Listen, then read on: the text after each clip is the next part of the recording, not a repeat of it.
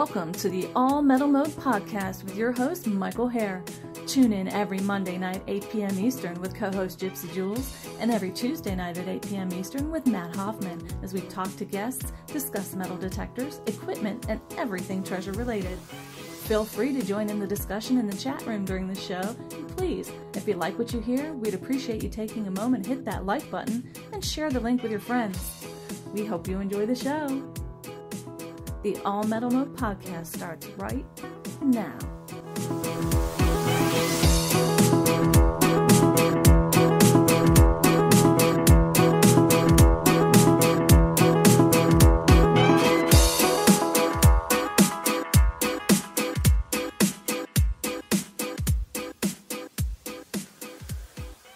Hello everybody, this is Mike here, and you're listening to the All Metal Mode podcast with my very special co-host tonight, Mr. Dorian Cook. I'm going to apologize now if we have issues. I am definitely having issues on my end, so bear with us. Hopefully we can get through the show without anything major. Apologize for last night. Matt has had problems with his internet for weeks. He's called. They've tested it. I mean, he's just at his wit's end with his internet. He thought last night he thought there was a chance it was fixed. It was not. So we will try to get through this. Anyhow, you can find us on Facebook at All Metal Mode as well as All Metal Mode Podcast UK. All Metal Mode is every Monday and Tuesday night, 8 p.m. Eastern Standard Time, and All Metal Mode UK is every Thursday at 8 p.m. GMT or 3 p.m. Eastern Standard Time. Please tell your metal detecting friends about All Metal Mode. You can listen to us through Spreaker. You can listen to us live, obviously. You can download from there. You can listen off of Spreaker, iTunes, iHeartRadio, Spotify, and YouTube, and then even some others. If you are listening live and you want to join in and chat, it's very simple to do. Across the bottom, there's a box with the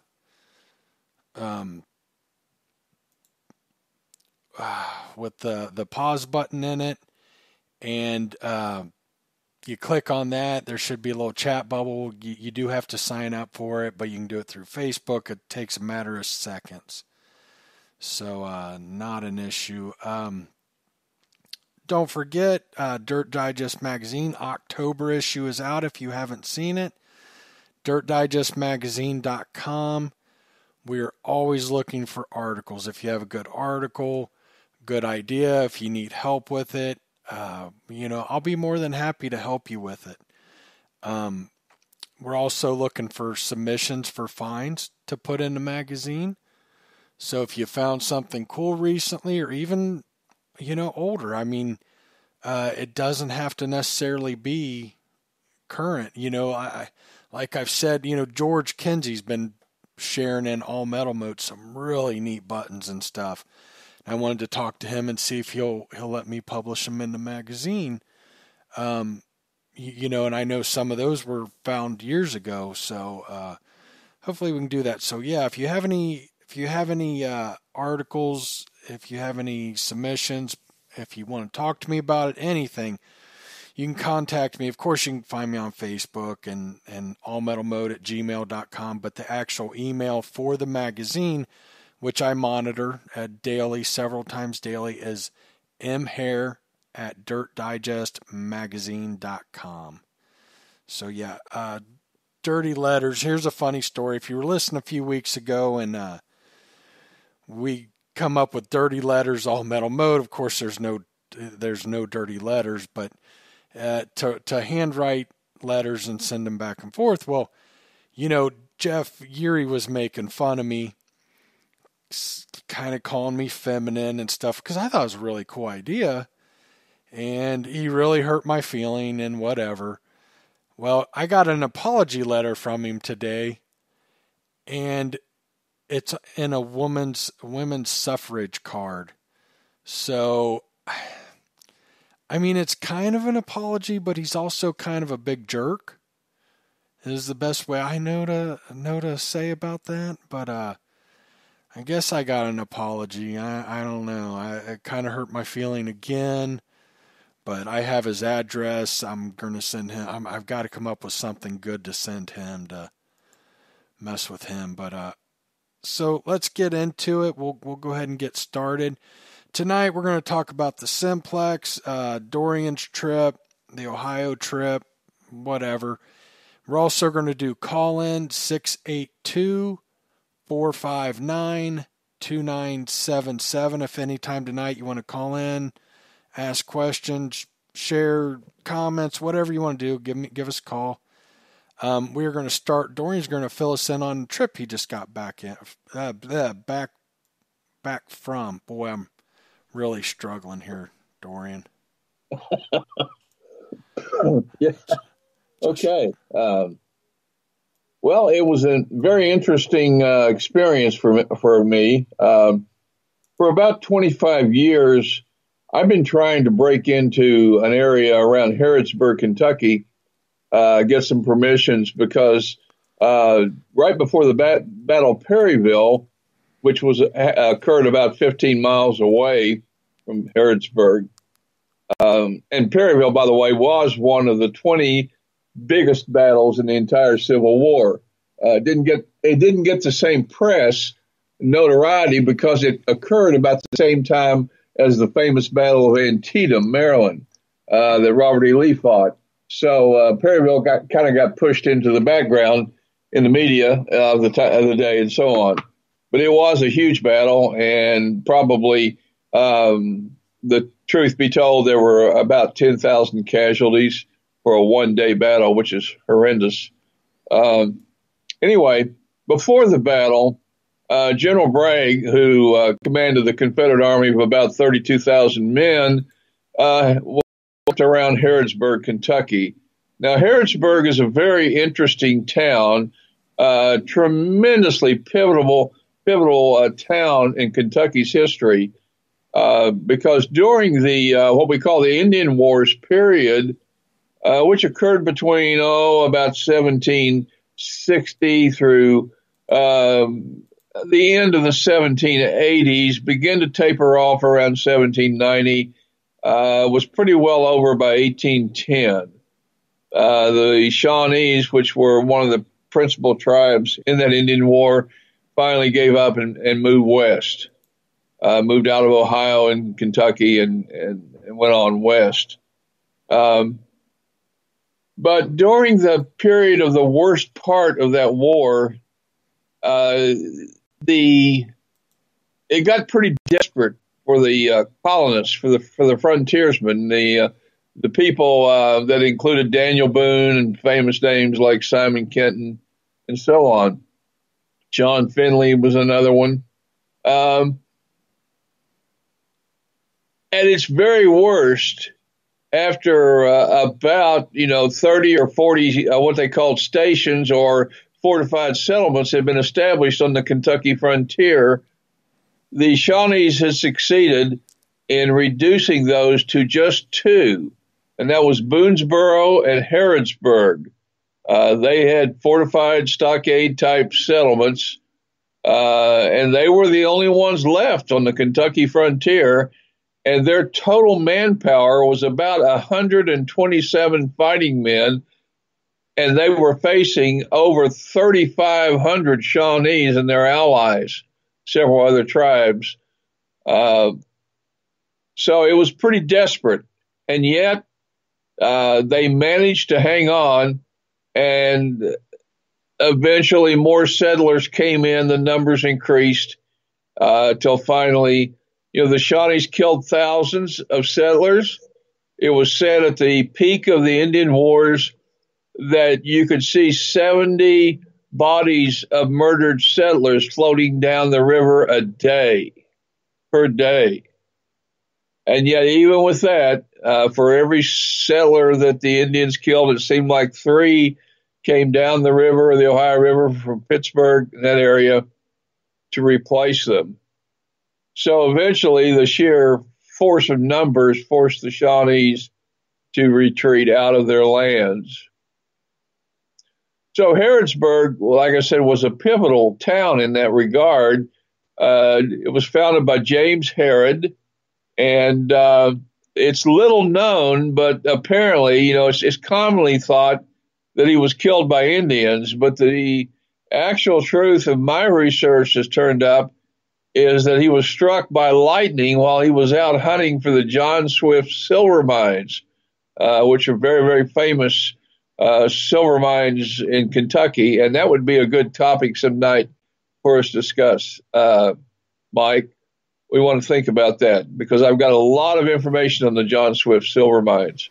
Anyway. Hey, we were reminded, and I keep forgetting, treasure story at the end of the show. So think about what you want to talk about. Okay, thank you. Will do.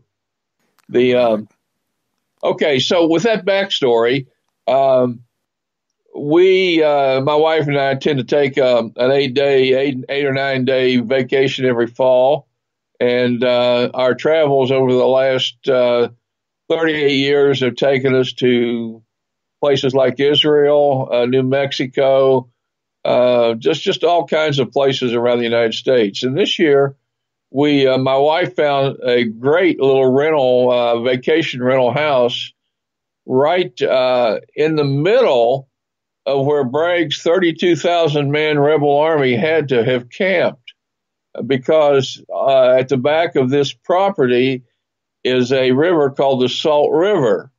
And it was the only source of water for Bragg's army because there was a huge drought in progress at the time that they were there. So I'm thinking, wow, this is going to be great. And I went down and met the owners who live right next door, and we really hit it off good. They were big on history, and I gave them a set of my books, and I was, as they say, in like flint. I got permission to metal detect their property, which comprised 10 acres of pasture, and the house they were living in had a documented history of being used by the officers in Bragg's Confederate Army. So it looked really, really good, and I thought, boy, I'm going to come home with some great finds to show everybody and display. And we ran into some obstacles.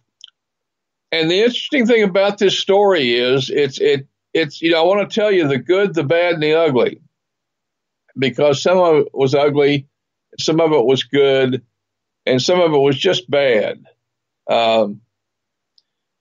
Everybody, I think, at least in the within 3 or 4 states where I live in Kentucky, has been suffering from the drought and the heat. And here we are, almost into October, and when we go down there, and we're getting temperatures, of course, Harrisburg is about 130 miles or so from where I live, farther south, and we were getting daily temperatures of 95 degrees. And it was hitting 90 and above by 10:30 in the morning. So I found when I got there, here I have this wonderful permission to hunt the whole property. I told them I was concerned about digging in their yard because the house they live in that the officers used dates back to 1809. And I'm thinking, oh, yeah, there's going to be some great coins or whatever. They've owned the property for a couple of years, and they've let a couple of people come in and metal detect, but both people told them they didn't find anything. They were only there for one day. So I'm thinking, okay, I have made a whole collection. I've made thousands of pieces of Civil War artifacts and old coins and so on, hunting sites that other people have hunted hundreds of times. So I'm not intimidated when I find out that, well, somebody's been here before me. But I'm thinking, okay, hopefully this site has been lightly hunted. I'm really going to do good. So I had to start real early. I had to get out there by 8 o'clock in the morning, and by 10:30 or so, at the most 11, I was just having to hang it up because the heat was so bad. You're literally swimming in your clothes. I was just My clothes were totally soaked with sweat, and I couldn't get rid of the heat. So in order to avoid problems with the heat, I had to get back into the house and get into the air conditioning. So we were not able to do, or I was not able to do the sustained daily hunting I wanted to, because it's always, it's been my policy for many years, Mike, to just not count the first 2 hours of a hunt. Just let the first 2 hours be just getting used to the conditions and getting used to your detector again and getting your edge back, as I call it. And starting to hear those deep little signals and those funny signals where you have a coin next to a nail, that type of thing. So I was using the Garrett AT Pro for my detecting, and got into the yard of the house. I told them I was worried about disturbing or bothering their grass because it was so utterly dry. The ground was bone dry. And they said, don't worry about it. Just dig wherever you want to. So I thought, wow, that's great. So I got my long shovel. The one I use is actually it's an Ames shovel, and it's called a duck bill, or if you were in Texas, they call it a bill dookie, or a drain spade up here in the north. And it's about 6 inches wide, and the blade is about 18 inches long. So I can really go down deep and usually pop a plug out that has the target in it about 80% of the time, unless it's something really big and deep. So got into the yard, and I started picking up some signals that were interesting. And I had a long, thin 7-inch screwdriver probe with the tip rounded deliberately to avoid damaging targets that I touch with it.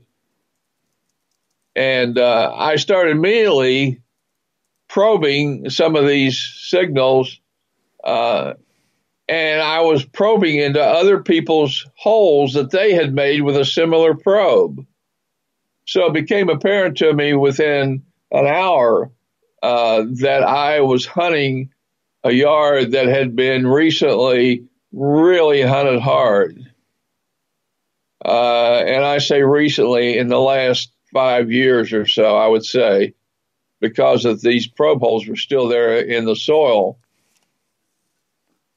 And I started popping new coins. I popped something like 7 coins. I got a penny, a dime, and I think 5 pennies, a dime, and a quarter. But they were all clad.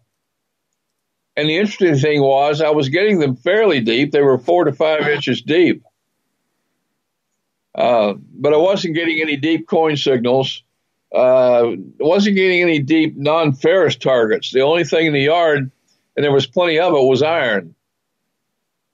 I dug a few pieces, and I was getting modern farm junk. I wasn't getting anything dating back to the Civil War.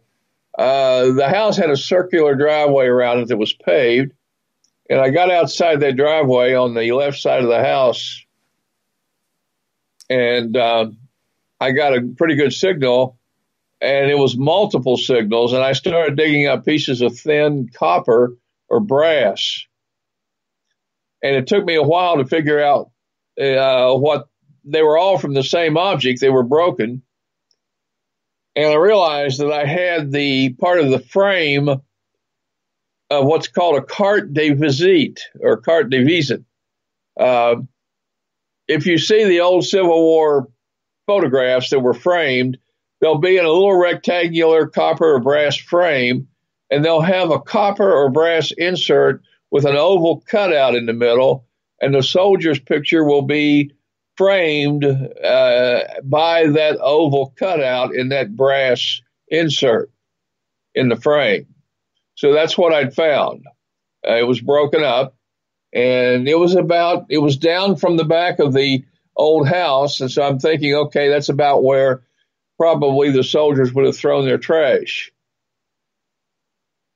So I thought, okay, we'll work this site real good once I'd found that. And I just kept digging up pieces of modern farm equipment, just, various pieces of junk. So I moved out to other areas of the yard, and I started hitting signals that sounded like mini balls.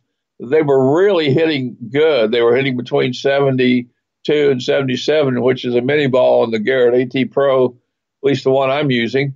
And I was digging 5 or 6 inches, and I was getting pull tabs. And then I was getting bigger signals, sounds that you might get from a Civil War belt buckle, and I would dig 12 inches and get a crushed Mountain Dew can. So I realized that a large part of the yard itself had fill dirt put in there, at least 6 inches at one time or another, which is a real hindrance to getting down, really deep to what might be there or once have been there. So I wasn't having much success there, and I moved down into the 10-acre pasture that backed up to the Salt River. And I'm thinking they had to have camped here. They had 32,000 men. They had to have camped all around. So I thought, sure, I'd do good in the pasture. And it wasn't long till I popped a pewter eagle button in really bad condition, I guess caused by the fertilizers they'd used in the field. But the problem with that was I couldn't date it to the Civil War because it was pre-Civil War. It could have been, the house goes back to 1809, so it could have been even War of 1812, some soldier that served and lost a button there. So I worked that 10-acre pasture during the week that I was there, a couple hours at a time because of the heat.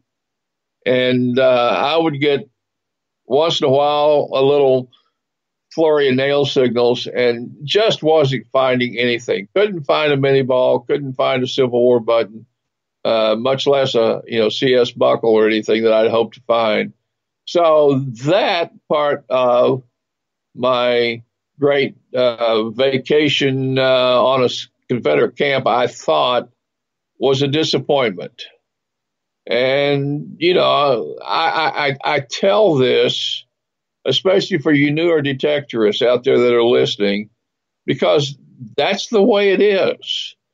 If you came to my house, I could show you case after case of things that I found, things where I did good, where I had everything I could dig all day long until I wore myself out digging relics. But this wasn't one of those occasions, and that's going to happen. That's part of what makes success so sweet, is you're going to think, oh, yeah, I've got a great spot. This is going to be a great permission. And you find virtually nothing. So all I had was modern coins and a couple, 3 pieces of brass. I had a piece of copper that might have been part of the hilt or part of the protector to a leather scabbard for a side knife. Just 3 or 4 things that I could relate back to the Civil War. Now, but here was the good news. Even in a situation where everything goes south on you, and you're totally disappointed in what you're not finding what you expected to, I did make some tremendous progress. For example, one day I went over to the Perryville Battlefield Park and went to the museum because I wanted a new Perryville cap. They have some great looking caps, and I'd wore my first one out, and they got some new ones in. So I went over there to get one, and found out an interesting fact. For the first time in 50 years, they had to cancel the reenactment plan for that weekend because of the fire danger. It was so dry. It never, ever happened before.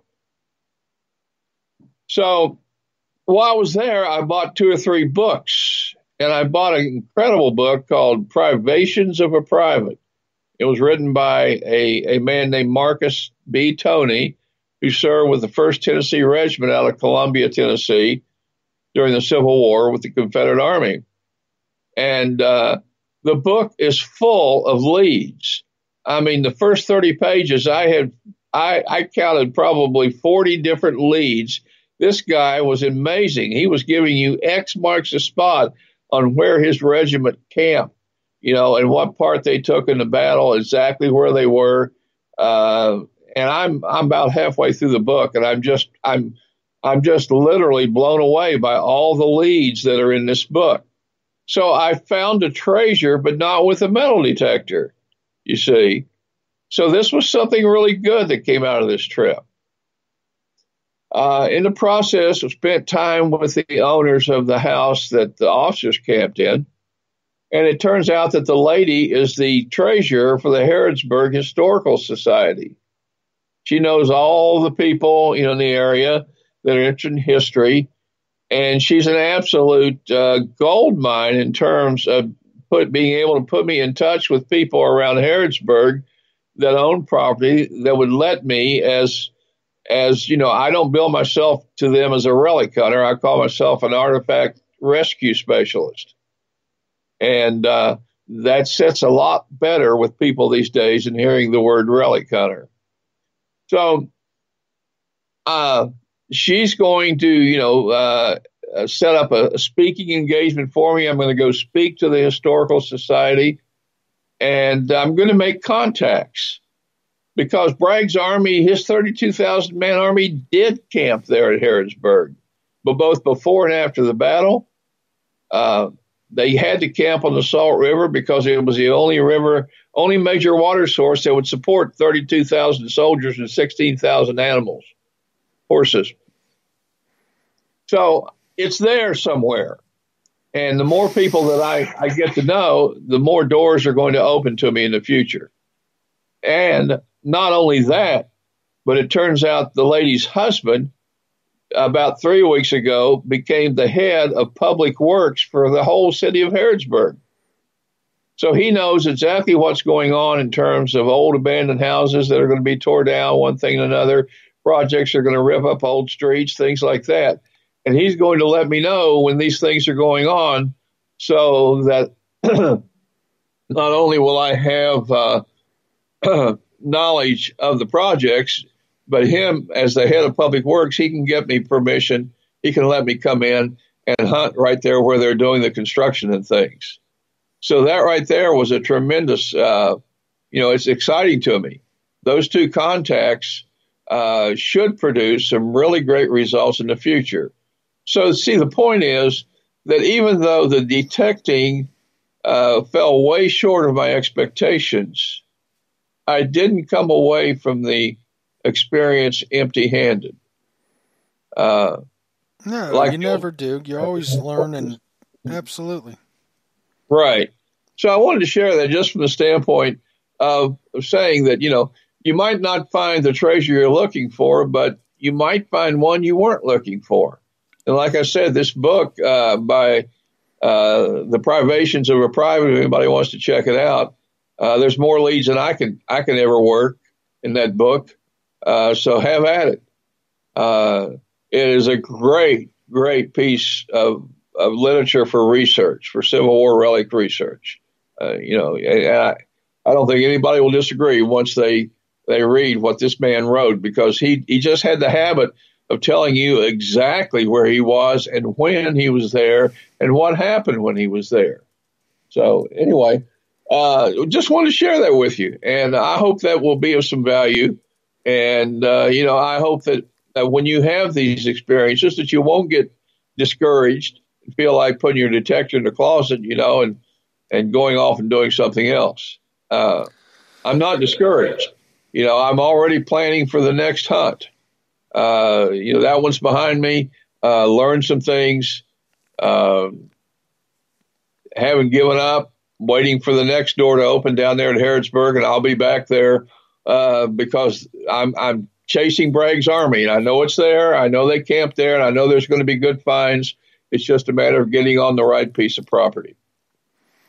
Yeah. Okay, Mike. And we've all had those kind of sites that we think, it's going to put us right on something, or we think it's going to be great and it's not. And I've hunted standing houses from the early 1800s in Ohio, and you think, well, I got to find, there's got to be good stuff here, and you pound it, and you don't find anything. I've had some sites like that just blow my mind. You think they're going to be good. My goodness, they got to be good, and you don't find much. I've got one that a tavern from 1800 something out in the country. It was along Zane's Trace, which is a big thing in Ohio, and I didn't find a single thing out of there. Now, what had happened there was they had remodeled it, like back in the 90s, and big in the 90s. I know this. My father was a builder when they built a house out in the country or remodel. This was a big remodel. Matter of fact, the owner bought it, and it was just the brick standing, and it was a 3-story building. It was a tavern, and now it's a 2-story. Well, what they do is they bury all the trash from the site, pop cans, all the cleaner and dope for the pipes and all that stuff, and you just, I mean, I was bound and determined to pull something out of there and just couldn't do it. Bucketfuls of trash, but we all have those. But I want to talk about the Simplex. And before I get started, I need everybody to understand I've got 5 minutes, 10 minutes at my little test bed, my little test garden, and maybe an hour and a half last night. So by no means is this a review. By no means do I, any of that. It's way too early to be talking about. This is first impressions, obviously. So I don't believe in test beds and test gardens and all that stuff. I think for the most part they're a waste of time. What you can tell is the reason I have it, I've got 3 dimes buried 6, 8, and 10 inches deep. That's it. And it gives me an idea of what my VDI is going to be, the tone. If I can't hit the 8-inch or 10-inch, how can I change up the settings to get to that 6, 8, 10-inch range? That's all I use it for.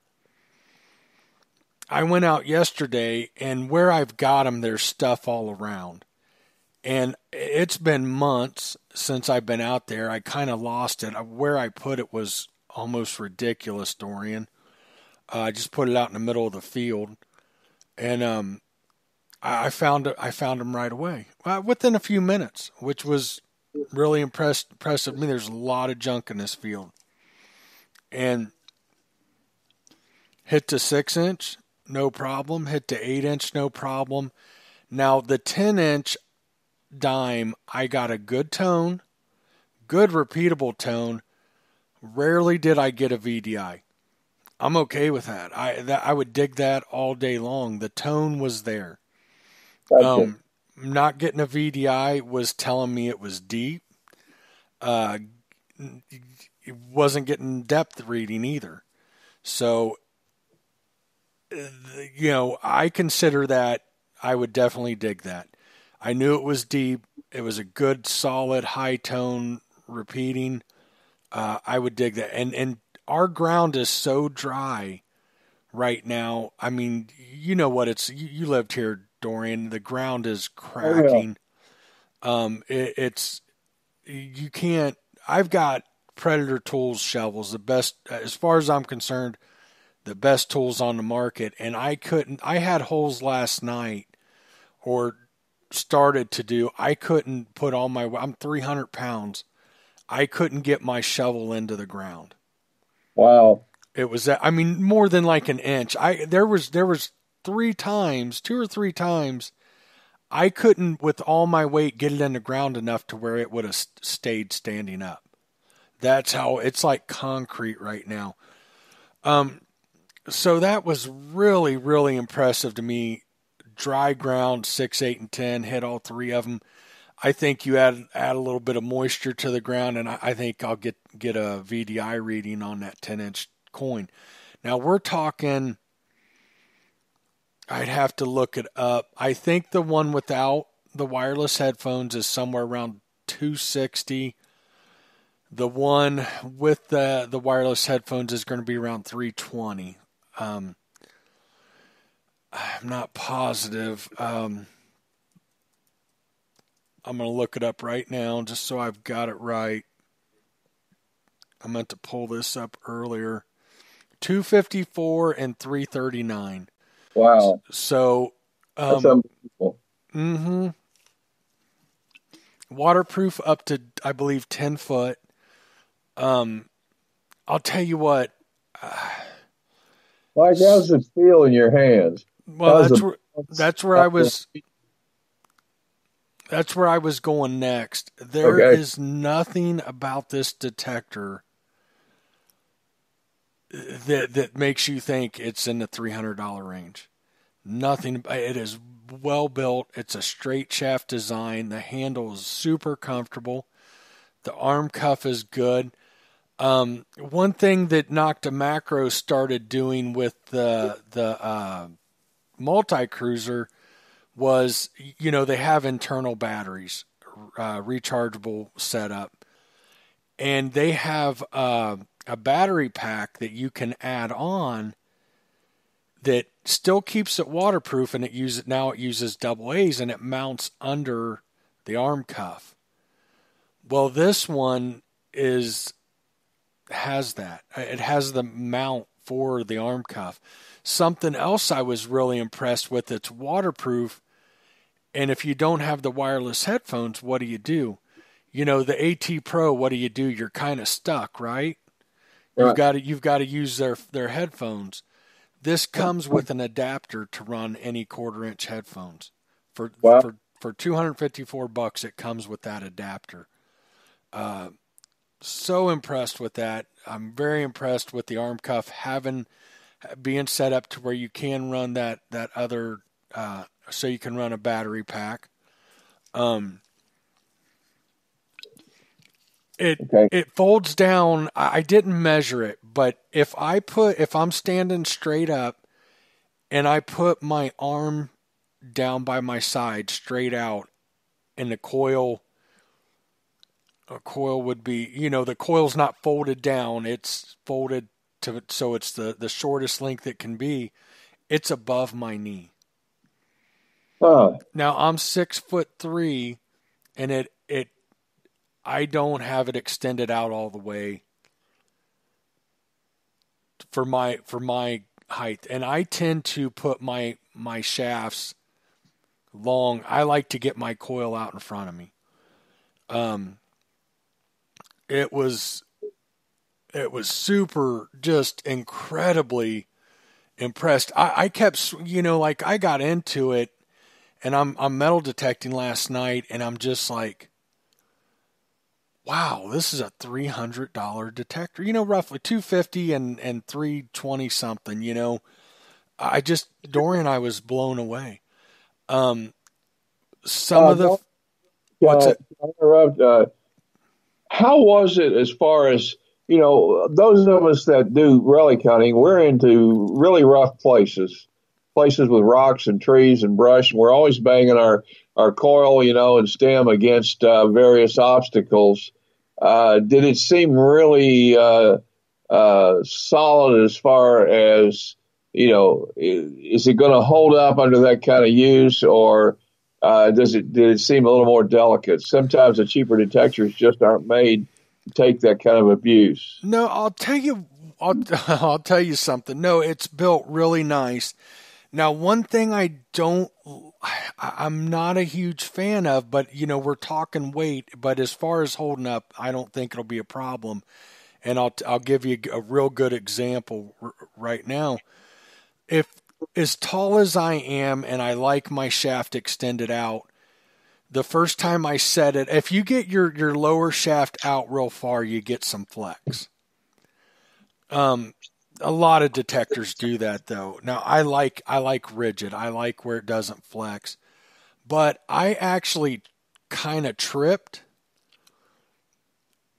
as I was getting up, and I put that thing in a good bind. I can't believe I didn't break it. So, no, I'm going to take it to Ohio. It's going to get beat up against corn stalks and stuff. Yeah. And I have no concerns of anything breaking. No, it feels like $1,000 machine in your hand. Okay, that's what I wanted to hear you say. Good. Yeah, no, I mean, there's absolutely the way it works, the way it looks, the build quality. Nothing about it says $300 detector to me. Nothing whatsoever. Matter of fact, a lot of your waterproof detectors and stuff, a lot of your detectors. I'm getting real bad feedback, Dorian. I haven't changed anything. Okay, let me try turning you down a little bit on my end. A lot of the buttons, they've got them foil back buttons or whatever, and it's real thin, like plastic or almost like you know what I mean? Yeah. The buttons, the push bubble buttons or whatever, they call them like foil backed buttons. This has like a heavy duty silicone, I would guess silicone over all your buttons. Nothing like I think I've ever seen before. Really, really high quality feeling and acting. Very, very impressed. I'm really blown away by this detector, my initial impressions. Dorian, I've been saying since it was announced and the little bit of information about it, I've been really looking forward to this detector. And I talked to Delic from time to time, and she promised me it was going to be this great detector and all this. But I'm not one to get my hopes up. I'm not one. I try not to show my excitement. Because you don't know. I mean, I love what Knocked-In Macro has been about up to this point, but you don't know. It could be a flop. You don't know. I mean, I'm sorry. I don't mean to offend any manufacturer, but as I was hearing about the specs on it and different things, I got more and more impressed. But it's the first time I've ever been excited about an entry-level detector. And I'm going to tell you right now, the only thing entry-level about it is the price point. So how do they do it, Mike? I read the interview with Delic that you did in the September issue of Dirt Digest, and I really didn't get much out of that, frankly. She's saying, well, we decided we just needed to go ahead and put this on the detector and go ahead and put that on the detector. And, I mean, I've been involved in metal detector manufacturing. I was right there at the heart of the second biggest company in the United States, Garrett, and now they're number one. And, I mean, I saw the whole process from start to finish. And, I know what it's like, just trying to get the engineers to add a feature or two on the Garretts that I wanted to see, and everything had to be figured down to the last penny on cost and, how it affected the final retail price and everything.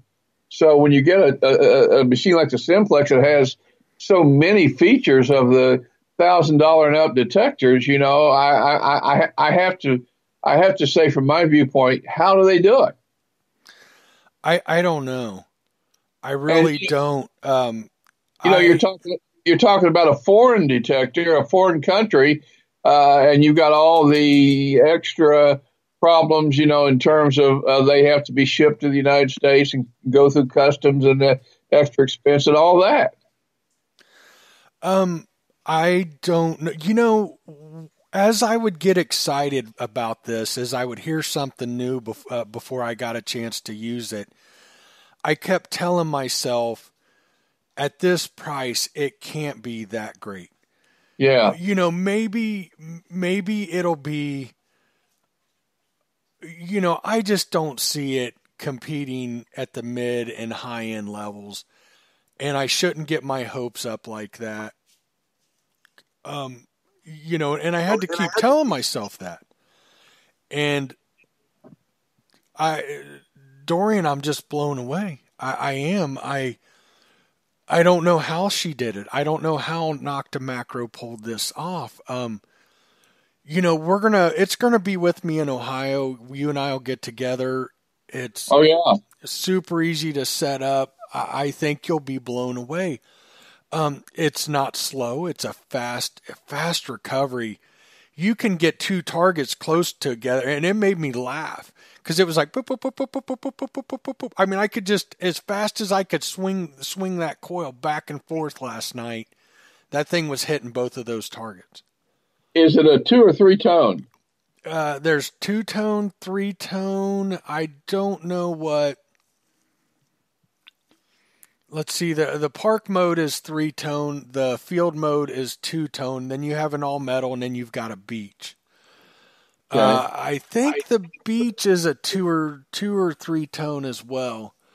Now, what impressed me, what I'm going to love about this detector the most, I can tell you right now, that was really wild to me, and something most detectors don't have, and it's real hard. A lot of them are hard. Even ones that you can do it, it's kind of a fine line setting them up right to do it. When I was hitting that 10-inch coin in my little test garden, the tone got real whiny. Don't get me wrong, it was a real good, repeatable tone, and it wasn't quite, I don't remember then if it wasn't quite as loud. And I didn't have my headphones on, but out metal detecting last night with my headphones, you could hear those deeper signals because you'd get a little bit, the signal, the tone got a little more whiny and the volume wasn't as loud. Okay. So I love a detector where you can get an idea on depth. Cause like I'm in a trashy park. And I mean, there's areas where it's just, and you slow that down, and it's, I am horrible. Number one, I'm horrible with tones, and I definitely can't get this right with the whine and everything else. But then all of a sudden, you've got a quieter tone with a little bit of whine at the ends, at the beginning and in the end. Uh-huh. And I knew that was deeper. And what's funny, okay, don't laugh at me. I dug like 3 targets last night. I tried to dig probably 20 plus because I was really listening for those deeper tones because there's a lot of trash in there. And the shallow stuff, I mean, there's pull tabs and bottle caps and it's just overloaded. So once I realized this, I started going after deeper targets and I couldn't get to them without destroying the grass. Yeah. I could get down to 5 or 6 inches and I could still swing over that hole and still have a perfect signal. And I chipped a couple of them. I spent 10, 15 minutes chipping away and I'm like, I'm done. Unless I go in at this thing like a madman and tear up this dead grass, I'm just not going to get to it today. But, go ahead. Did you get fooled by any trash items that sounded good? It likes bottle caps. I did dig a bottle cap at about 6 inches, but I suspect with a little bit of time, much like the AT Pro and the Deus, there's telltale signs that's a bottle cap. Today or last night, I got a pretty good deep signal, and I noticed the tone was a little bit different. And then I turned 90 and it was only hitting one way and my VDI was jumping and it was going up into the 90s. Yeah. I believe that was iron and I was wanting to confirm that. Got down 6 inches and it was still deeper. The ground is the hardest. You know how bad Texas is. It's the worst in 3 years I've seen it. Oh, yeah. I can usually, with some work, get down there, and I couldn't even do it. That's why we like to go to the beach in Texas, Mike, when it's like that. Yeah, right. Swansea Searcher said, what machine doesn't like a rusty cap? Mine Labs, the E-Track, CTX, those Really? do not like rusty bottle caps, man. You don't find them with an E-Track. It's, I think, probably the only one I've ever used that hasn't. George says the BBS detectors, so like the Eureka and the Musketeer, I believe he's talking about. I think those were both BBS detectors. Mike, for the benefit of people that don't understand, would you tell them what BBS is? I don't remember what FBS is. I don't remember FBS. I used to know. Your BBS, your Sovereign, not the Sovereign and the Musketeer were Mine Lab BBS detectors.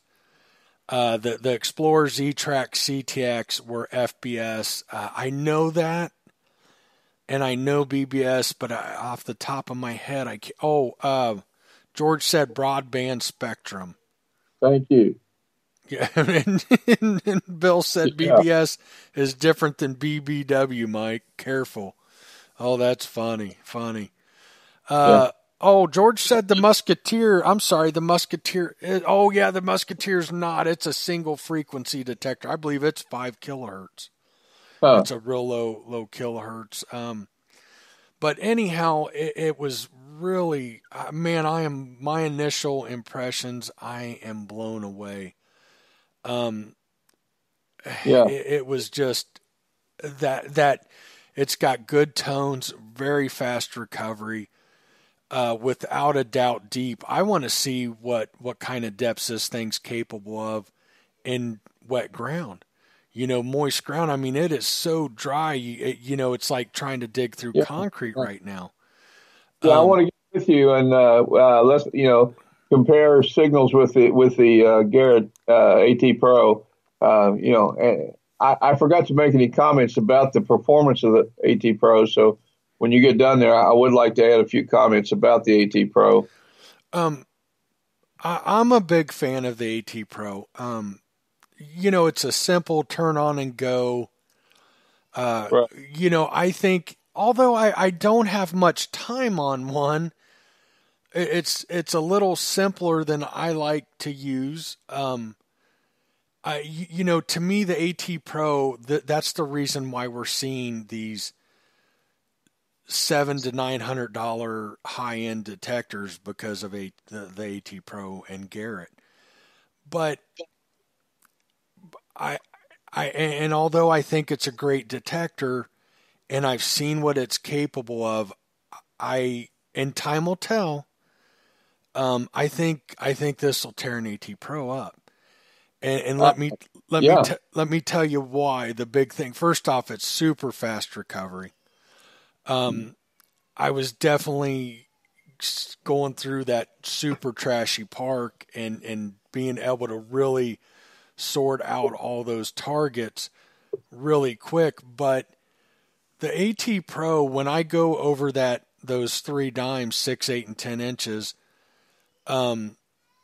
it will just barely pick up the 8-inch. Now, the 8-inch dime is, I believe when I filled the hole in, got on its side or something a little bit, because it messes with most of my detectors. But it barely picked it up, and if I remember correctly, it was one of those signals like I'm not even 100% sure I would dig.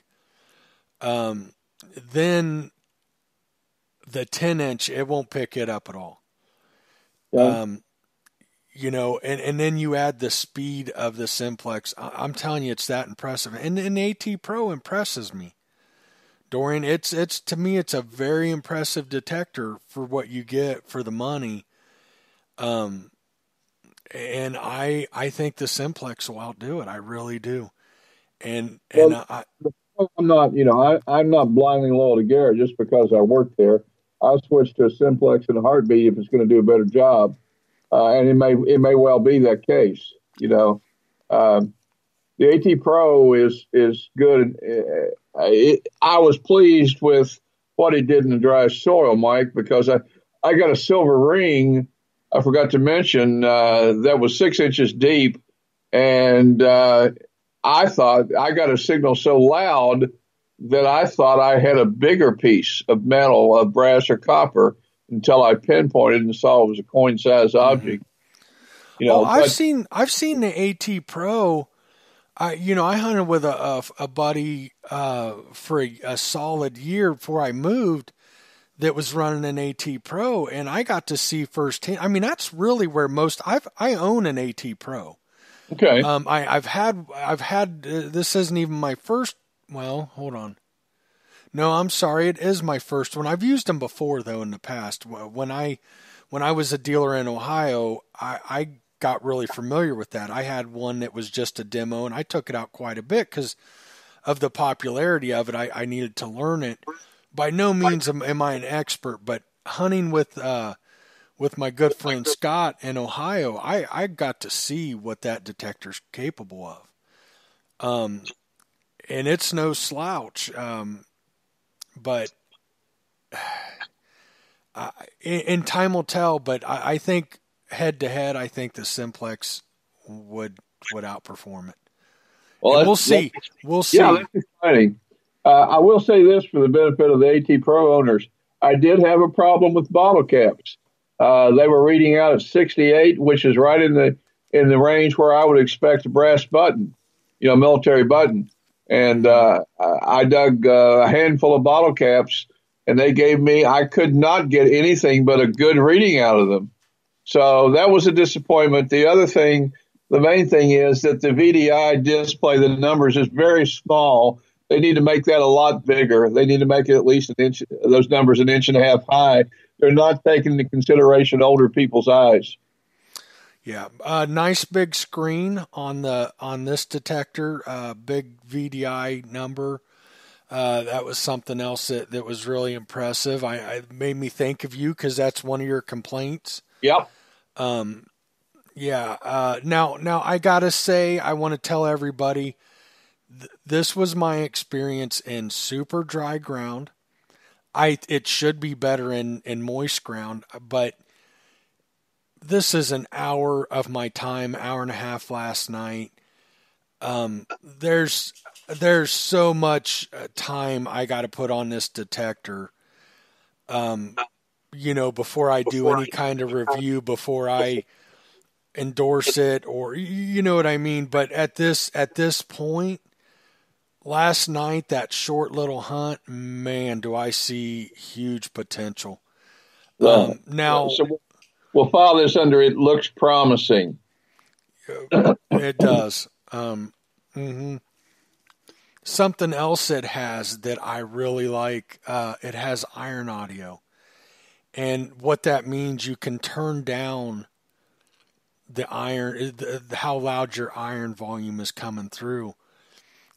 And last night, after a bit, I thought, I'm getting bad feedback again, Dorian. Mike, I have a driveway sensor, motion detector, and it just went off and rang the bells there. So that's probably what you heard. Okay. Well, I started getting feedback too. I could hear myself, but we're okay now. I just went out and started detecting, and I couldn't get, after my second hole in a row, I couldn't even get my shovel with all my weight down into the ground enough to stick.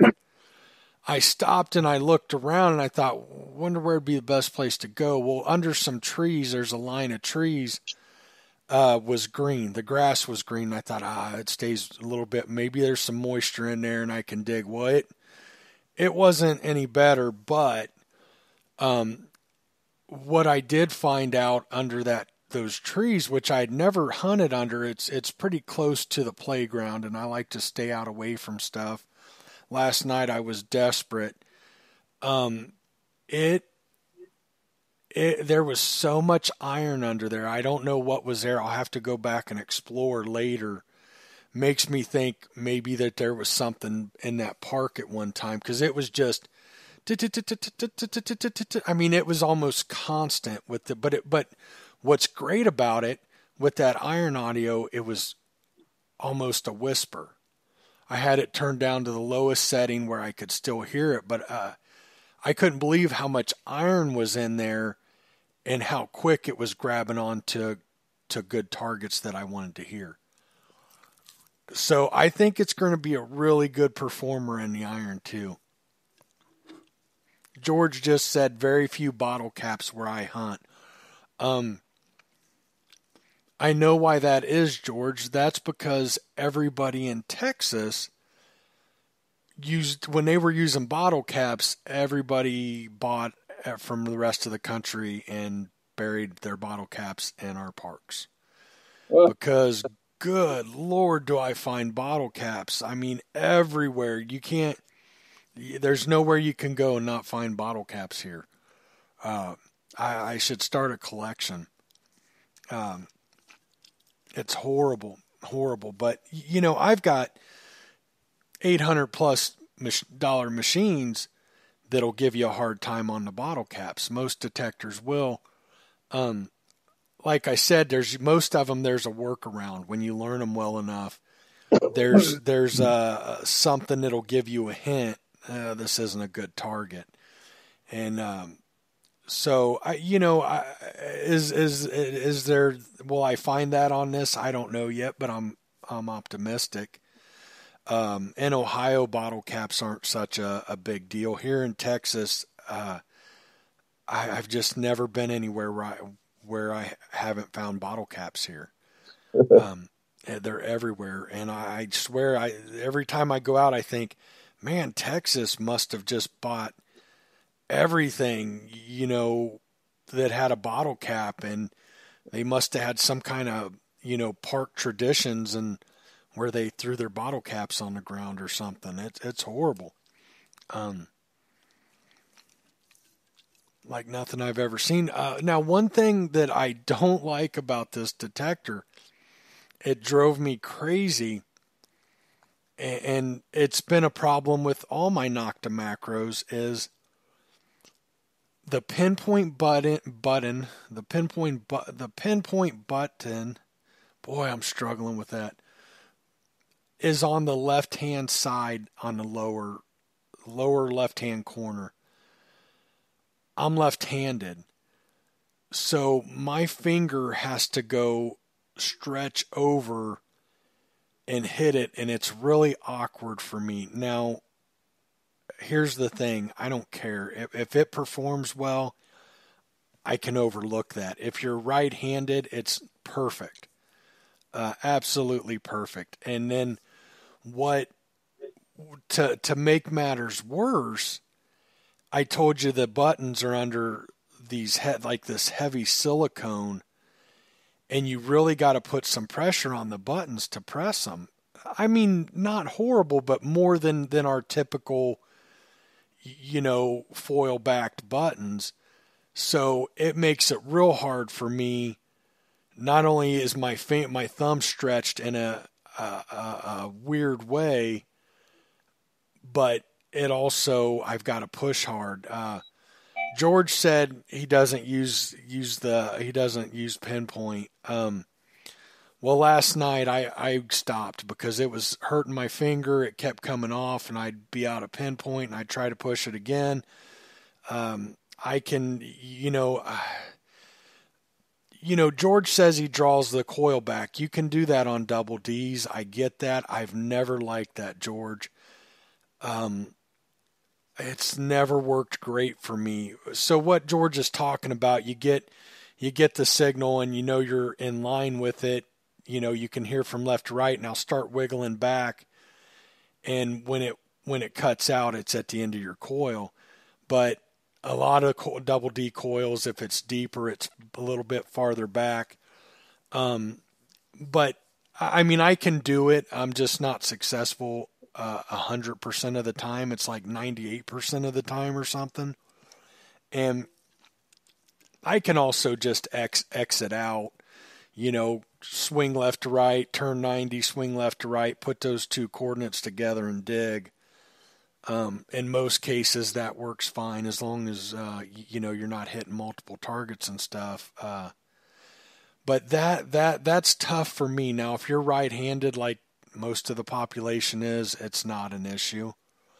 I get why they designed it that way, but I'm a little frustrated that they don't design it for me. No, I'm just kidding. I get it. But it's just for my own personal. Yeah, the only thing that makes sense on pinpoint, that is a mistake on their part. Pinpoint needs to be right in the center. So, it doesn't matter which hand.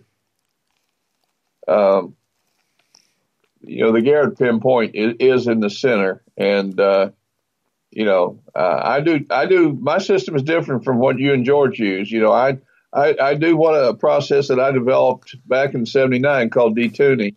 And I shrink that big old 11-inch coil down to where it's only the size of a quarter, and I can pinpoint precisely with it. Yeah, you can do that. That is what I do. I only do that because it's a little time consuming. I only do that if I need to. If I've got a shallow target or multiple targets, I'll shrink that coil down, and then I'll go after it. But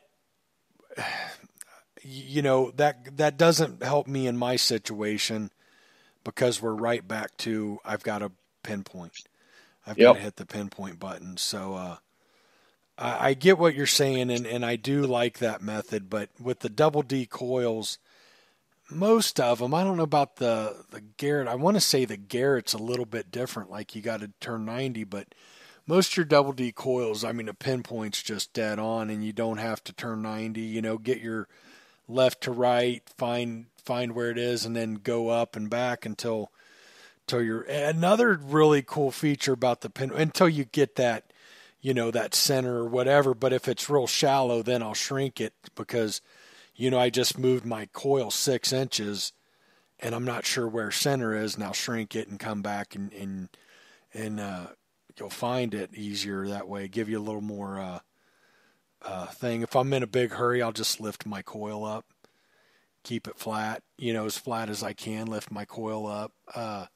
That's another quick and easy method. Bill says he does the wiggle back. See, sometimes you get those deep targets and it's farther back under your coil than in front of your coil, so I don't always like that method myself. But what else was I going to say? There was something. Oh, the pinpoint on it. It's like a circle with outer circles, and when you get right on top of it with the pinpoint, you're down to one little circle in the middle. So, and I was finding that really accurate. When that thing went down to one circle, you were on top of it, and that was really nice. And every one of these targets, 5 or 6 inches, and I was done digging. I was still picking them up good. They sounded good on the detector. My pinpointers, I don't know. I think one of them was a deep dime. Whether it was silver or not, I don't know. I'm almost positive, and I'll bet at that depth it's silver. So I do hope to get back over there soon. But it's just, the ground was a mess. It was just a mess. But no, nothing about this detector screamed $300 to me. Just absolutely nothing. The way it's built, it collapses down the screen. And now at $300, you don't have a ton of options. Iron audio is a huge one for me. The fact that it has iron audio was a huge feature to me. You can ground balance this. You can manually ground balance it out. That is huge on a $300 price range detector. The big double D coil, super impressive. Nocta Macro used to have oblong coils. What are they called? Double D oblong coils. They were longer than they were wide.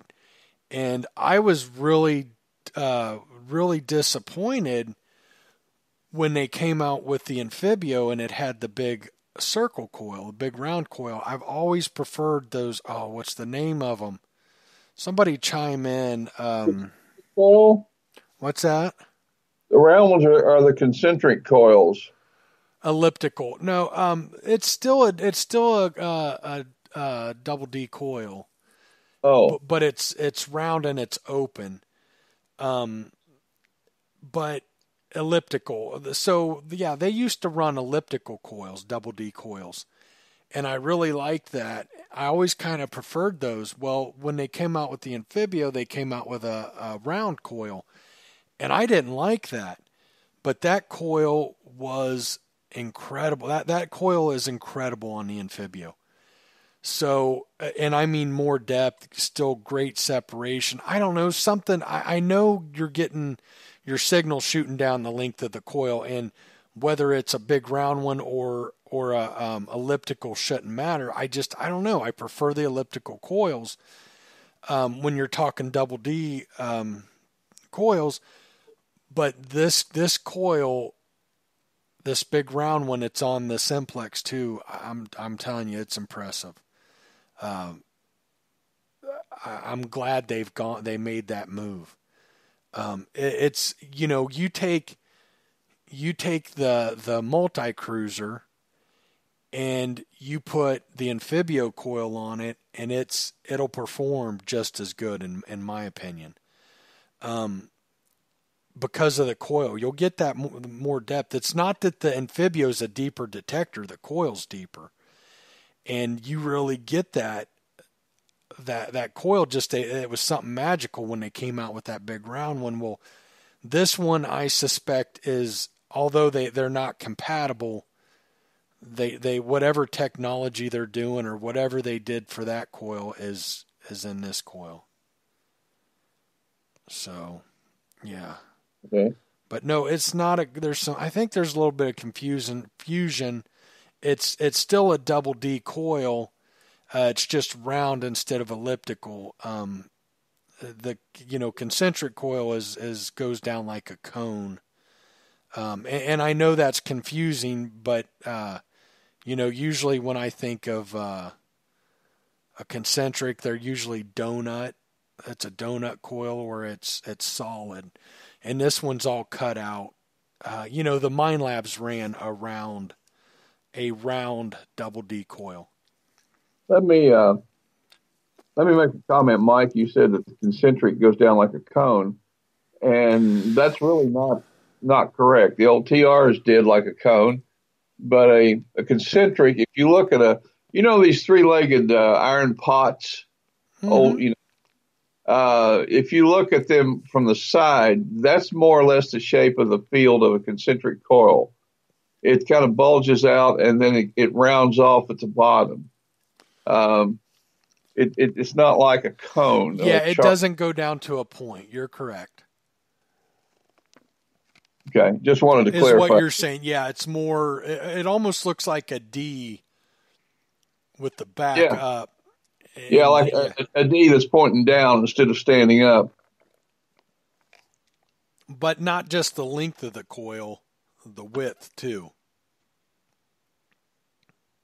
It's almost like a half a circle going down. Yeah, the problem with the concentric coil is, it does. At depth, you're only detecting about a 2 or 3 inch swath of your coil, like on a 10-inch dime. Mm-hmm. So if you don't really, really overlap your coil sweeps, you're only detecting a small percentage of the ground at that depth. Now you're detecting everything in the 2, 3, 4 inch level, sure, but when you get down to the extreme depths, you're only getting a little tiny width of detectors. Well, Right. If you look at how a concentric, how the signal's going into the ground versus a double D, I'll tell you something funny that I don't understand. By all means, a double D should be better for every situation. They're better at separation. they're better at in mineralized soil. But when I am relic hunting in the farm fields of Ohio, and my big thing is iron, my big obstacle is iron, the small iron, I prefer a concentric coil. And I don't know why I have found those to perform better, but for me, they perform better. Concentric performs better in the little iron than a double D. So I tend to use concentric coils in the fields. I know we've gotten a little bit off subject there, talking about the Simplex, but I don't know. I'd like, I'd like to sit down next time I go see Keith. I want to ask him, explain this to me, because I mean, if you look at the illustrations, a double D should do better in iron than a concentric. But that's just not been my experience. Well, let me qualify that. Maybe George will have some comments he can throw in here too on this. But I remember from the old days when we started playing with the double D coil on the Garrett TRs. It was really great when you were dealing with nails, small, long pieces of iron. Not so great when you're dealing with pieces of broken stoves and pots and things like that. Bigger pieces of iron, horseshoes, things like that. You didn't get that separation. But if you were dealing with objects like, buttons and mini balls in a camp situation, which is always surrounded by these little square nails, about what we call crate nails, they're about 3 inches long. And they're scattered over your typical Civil War camps from hell to breakfast, as they say in Texas. And, that's where the double D excels in the smaller iron situations. Now, that's the way it was back in the day. I'm not sure if the characteristics of the new double Ds on these detectors, if it's the same thing or not. Like I said, maybe George has some comments or thoughts on that. I think he might be drunk and passed out by now. I don't know. It's past his bedtime. I'm not sure. Hopefully he'll chime in and we'll hear from him. But he might be already passed out. I'm not sure. Yeah, I don't know. I just don't quite get it. So you're saying it did better with big iron, but not so much on little iron. No, it was actually better on nail situations. If you were in, a camp or some area that had a lot of square nails, like around an old house site, I'm confused. Which one did better on small nails? The double D. See, that's what I'm saying. When I'm hunting in the fields of Ohio, it's square cut nails that are giving you all the trouble. Really? That's your main concern. Yeah, and just I don't know. That's what I'm saying. By looking at the diagrams of how they work, a double D all day long should do better, right, in that iron. Well, they did do better back in the 70s and 80s. I can't, like I said, I'm not really qualified to say because I don't know. I know the industry shied completely away from double Ds. Everybody embraced concentrics. And then it came back around to double Ds, and now we have them commonly on about every detector.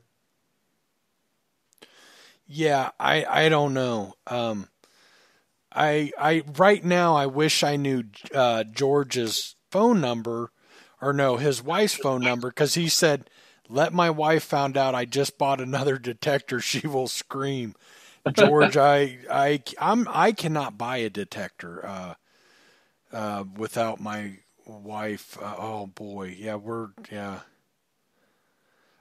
Jeff said, any reports on how the Simplex performs on saltwater beaches? Jeff, I haven't seen anything yet. I've seen a few videos, but I personally haven't run across any with saltwater beaches. Now I know that is why this detector has ground balance and manual ground balance. So I have high hopes for it. I don't know. I really don't know. Maybe somebody will chime in that knows more than I do about that. Mike, how are these going to be marketed, and are they readily available now? They're not readily available yet. They should be any day. They should be available. Now, I know somebody just told me, and I'm even trying to think who told me this. I don't even know who told me, but somebody just told me that they got them in the UK. Within 3 days, everybody was out of stock. So I think they're going to be a big hit. I think you'll be seeing some videos real soon. I think you'll be getting some good feedback from users. So I think any day.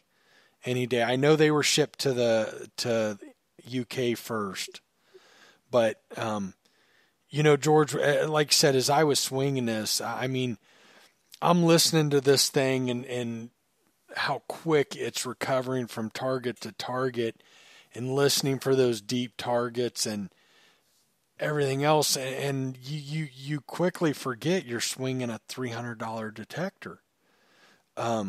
It blew me away, and I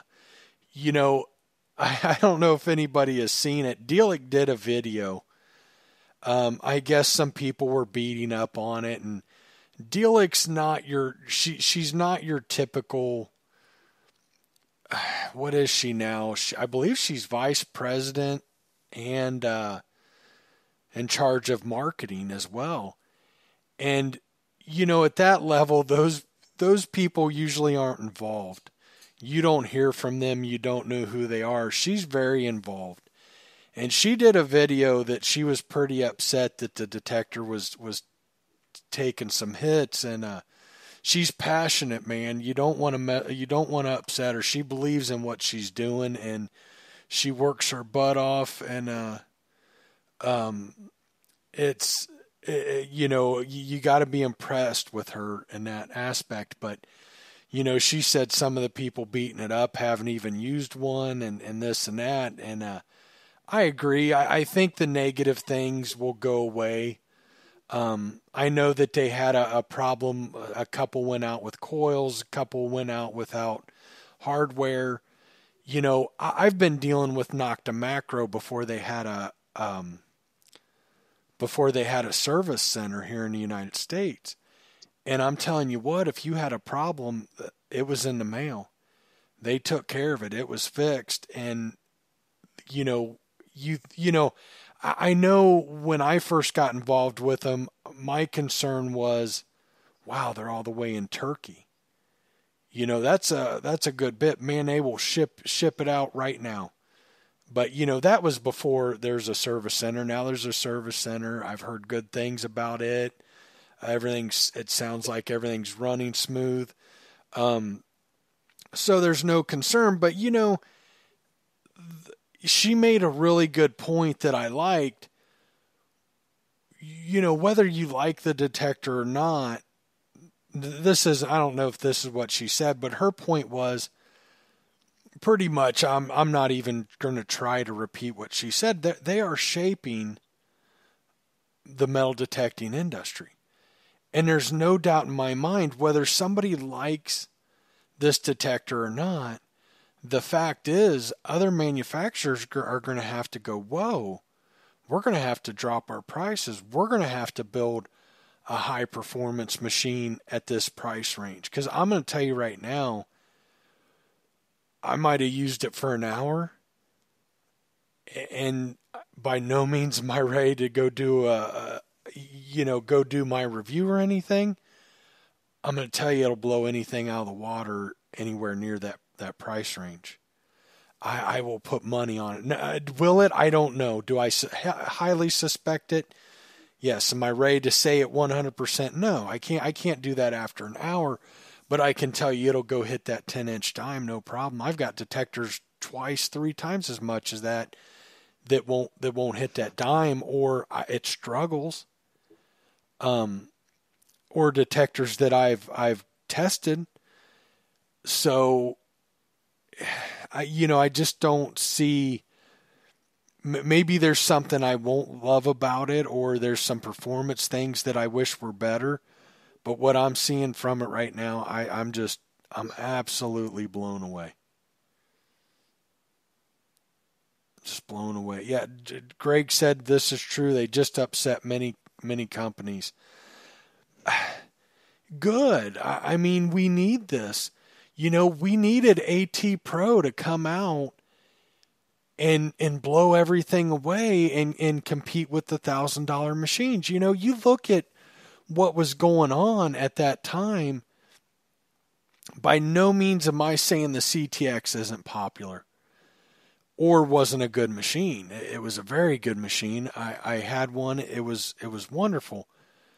But what was MindLab's next step after that? They come way down in price, right? The Equinox 800 and 600, that, don't tell me that wasn't to compete with with Garrett. Nocta Macro. You can't tell me their prices. The Amphibio before the AT Pro would have been $1,000+ machine, without a doubt. And the Equinox, it would have been $1,000+ machine. Even XP had a response, had to respond to that. People, why are you going to go spend $1,000, $1,500, $2,500 on a CTX when the AT Pro is kicking butt? Is it as customizable as those high-end machines and stuff? No. Does it have its own faults? Absolutely. Does it get the job done at a really affordable price? Absolutely. So they're just creating more competition, lowering prices for us. Because I'm going to tell you, I don't think anything is going to compete with this. Anything that's out right now, I don't see in that price range. I don't see anything coming close to competing with it.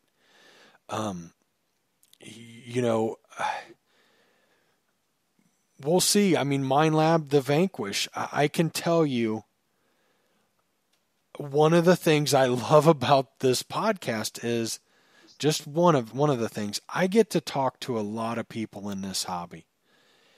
And I can tell you the initial impressions of the that Vanquish is not good. And I mean, people are going by looks. They're going off of looks, but if you want to go off of looks, the Simplex is a much better looking detector. I couldn't tell you how many times I've heard now that the Vanquish looks like a red AT Pro. I'm not saying I've got the answer 100%, but everything I'm hearing, they're calling that detector waterproof because the coil's waterproof, but the head unit is not. So they're saying it's submersible up to the head unit, so therefore they're calling it waterproof. I'm still confused on that, and I'm not saying that's the answer, but I know there were pictures of the box coming out of Detectivall a few weeks ago, and it's on the box it says waterproof up to, I think, 2 feet or 3 feet maybe. I'm not sure now. And then right next to it, it says, what's it say now? Water resistant cover included, or I believe that's how it's worded. And it was really confusing. But now I did talk to somebody that was over in England that told me they did talk to MindLab and the head unit is not waterproof. Well, if that's true, and the fact it looks like an AT Pro, that thing better perform top notch to sway people from the Simplex. It is, because I'm sorry, looks go a long way with people. Not me. I don't care. I'll swing a brick tied to a broomstick if it works good. I don't care. Looks don't matter to me. I will say weight is starting to matter to me. All these years of swinging, my shoulder's not in the best of shape. And that's something else. The Simplex, I'm not sure what it weighs, but once again, they hit it out of the park with balance. I mean, that thing is very, very well balanced. Very comfortable in my hand. I don't think you can tell from pictures, but the handle, it's hard, but it's like a rubber, which I found really grippy, really comfortable. The buttons are easily accessible. Like I said, the pinpoint button's hard for me. Easy to navigate, super easy to navigate. You got a frequency shift. Jeff Urey said, I have a brick broomstick. I'll sell you, Mike. If you bring it to me when we hunt together, if it performs well, I'll buy it.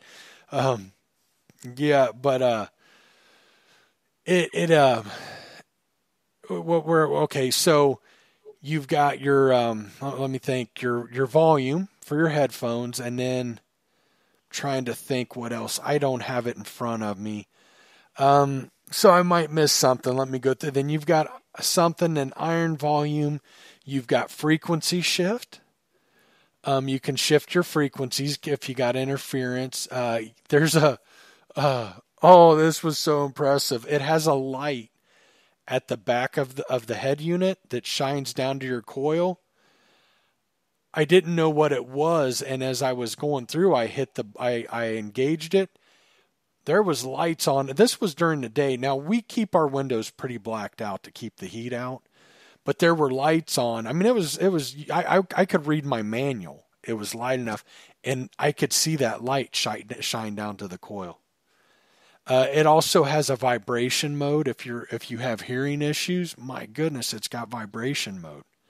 I thought that was really cool, very cool feature, which all their detectors have that, or all their most recent detectors have that, which I think is a genius idea. It has the connection for your headphones. One other thing I'll tell you, if somebody gets one, you got to watch. When you turn it off, your sensitivity goes down one notch. You gotta adjust. I mean, that's no big deal. You gotta adjust your sensitivity. When you're on your main, the second one was ground balance. That's right. So your first one was iron volume, or no, it was volume of your headphones, and then the second one was ground balance, and then the iron audio you can turn down. I'm trying to think what else to navigate your 4 programs. That's real easy. You just push your left and right arrow. I'll tell you something else. A little bit frustrating in the beginning that in the end I would like. I'll prefer it. It comes out of the menu pretty quick. So if you go to, let's say you want to turn down your iron volume, so you hit your menu button until you get over there to it. If you don't hit your arrow button quick enough, it disappears off your screen. But only because I was brand new, and I'm like, okay, where's my volume button, or where's my minus button? Oh shoot, it went off. Okay, so I'd have to hit my menu button again. But once you get once you get the hang of where those few buttons are, there's not much on it to do. Once you do that, you get, you like that, because you don't want it to sit there and stay in the menu. You're trying to get back to detecting, and the menu stays open. Jeff said Katie likes the vibration mode. Does she use that? Well, the 400 doesn't have a vibration mode, does it? Or is it something that she'd like to use? Because I could see that being really handy for some people. I don't personally use it, but I like that it's there. I think it's a great feature for people that are hard of hearing and stuff. They can feel it vibrate in their hand. So I'm trying to catch up on chat, make sure I didn't miss any questions. Okay, I don't think there's any questions. Did you have any more questions about it, Dorian? No, not right now. I'm thinking. Okay. We've heard Jeff a said, lot of good stuff. At least from my point of view, I've really enjoyed this. Good. We'll get it in your hands to play with and try it out. I think you'll be impressed. I do. We'll see. I got to get more time on it. For all I know, it was a fluke. Maybe that thing loves dry ground and you get moisture in the ground and it doesn't perform as well. I don't know. I can tell you yesterday it was impressive, very impressive. I suspect the more they get out and the more people do videos and talk about it, I think they're going to have a hard time keeping that thing in stock for a while. That's what I'm thinking. I think it's going to be a problem. I think you're right. It's just, it's too good a deal. Yeah, it doesn't make sense. I'm telling you, it absolutely doesn't make sense. Now, don't get me wrong. The Amphibio, for example, which is their high-end detector. I mean, you've got a lot more programs, a lot more settings, a lot more customizable. What I saw yesterday, I think outright performance. I know Delic would probably be mad about this, but I'm going to be honest. I think outright performance, it'll hang with the Amphibio. And the Amphibio is a very impressive detector. But I mean, it's it doesn't have all the features. I mean, you can't change your tones. You can't, you don't have as much control over everything as you would on the higher end detectors, whatsoever. But George said, I'm not sure what George is talking about. It was made to be an ace killer. Which detector are you talking about, George? Are you talking about the Simplex or the? I mean, I know the Vanquish is going after the Ace series hardcore, but I don't know. And we'll see what the Vanquish. I mean, you can't judge a detector on looks. That Vanquish might be just a monster. Swansea said hard to kill the Ace series. I don't know, guys. I know they're big over in England, but what I heard, the Simplex sold out in 3 days. Now maybe they didn't get a bunch the first time around. I don't know, but I think it's going to be big. I do. I've got a friend over in England that bought one, and he went out today or yesterday for the first time with it, and very impressed. He's got an F-44. Doesn't have a lot of experience, and he openly will tell you that, and but he was really impressed. He found a silver coin at depth. I can't remember how deep he told me, and he said it hit it really good.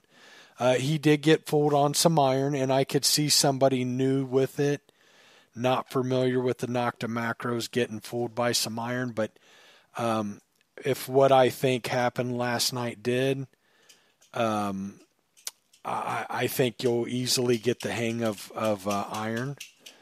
But we'll see. I think it'll compete with mid. I think this will definitely compete in the mid price range. I don't think it'll be. I don't think it's a far stretch at all, and possibly more. Yep. Swansea says hype. Ace is huge in the U.S. as well. I bet they may overtake the Ace in time. I suspect it'll happen quicker quicker than what you're thinking. There's a lot of buzz going on with this detector, and if it performs for other people like it did for me last night, if it performs good when the ground's wet, I don't think there's any competition there. With the Ace series. It's that good. So we'll see. I think it's that good, I should say. I know it's the first time I've ever been out with a $300 or less detector with a smile on my face from ear to ear. I was just left and right blown away by what I was seeing and hearing. So we'll see. Yeah. But I didn't get to dig that many targets. I couldn't get to them, and with the ground being so dry and stuff, I don't know.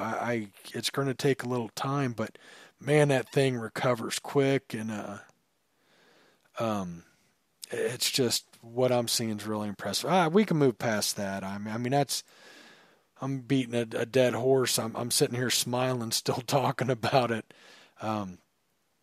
Just a cool detector. I do want to say, next week I'll be on. After that, next Wednesday, I'm leaving for Ohio. I'll be back in Ohio until December. Right now, I don't know what's going to go on with the show. We will still have Monday night show. I've got some things up in the air that I'm not sure about yet. It's just going to depend on how things go and what happens. But if I'm not doing the Tuesday night show, I will still check in. I'll at least jump in on some of the shows. Hopefully we have our ladies set up and up and going for Monday night. If we can keep doing it, then Dorian and I will be Tuesday nights, and if not, it might be Matt and somebody else, or even Matt and Dorian. I don't know. There's just some things up in the air yet, but I will be on next week, and then I've got to play everything by ear after that. So we will see what happens.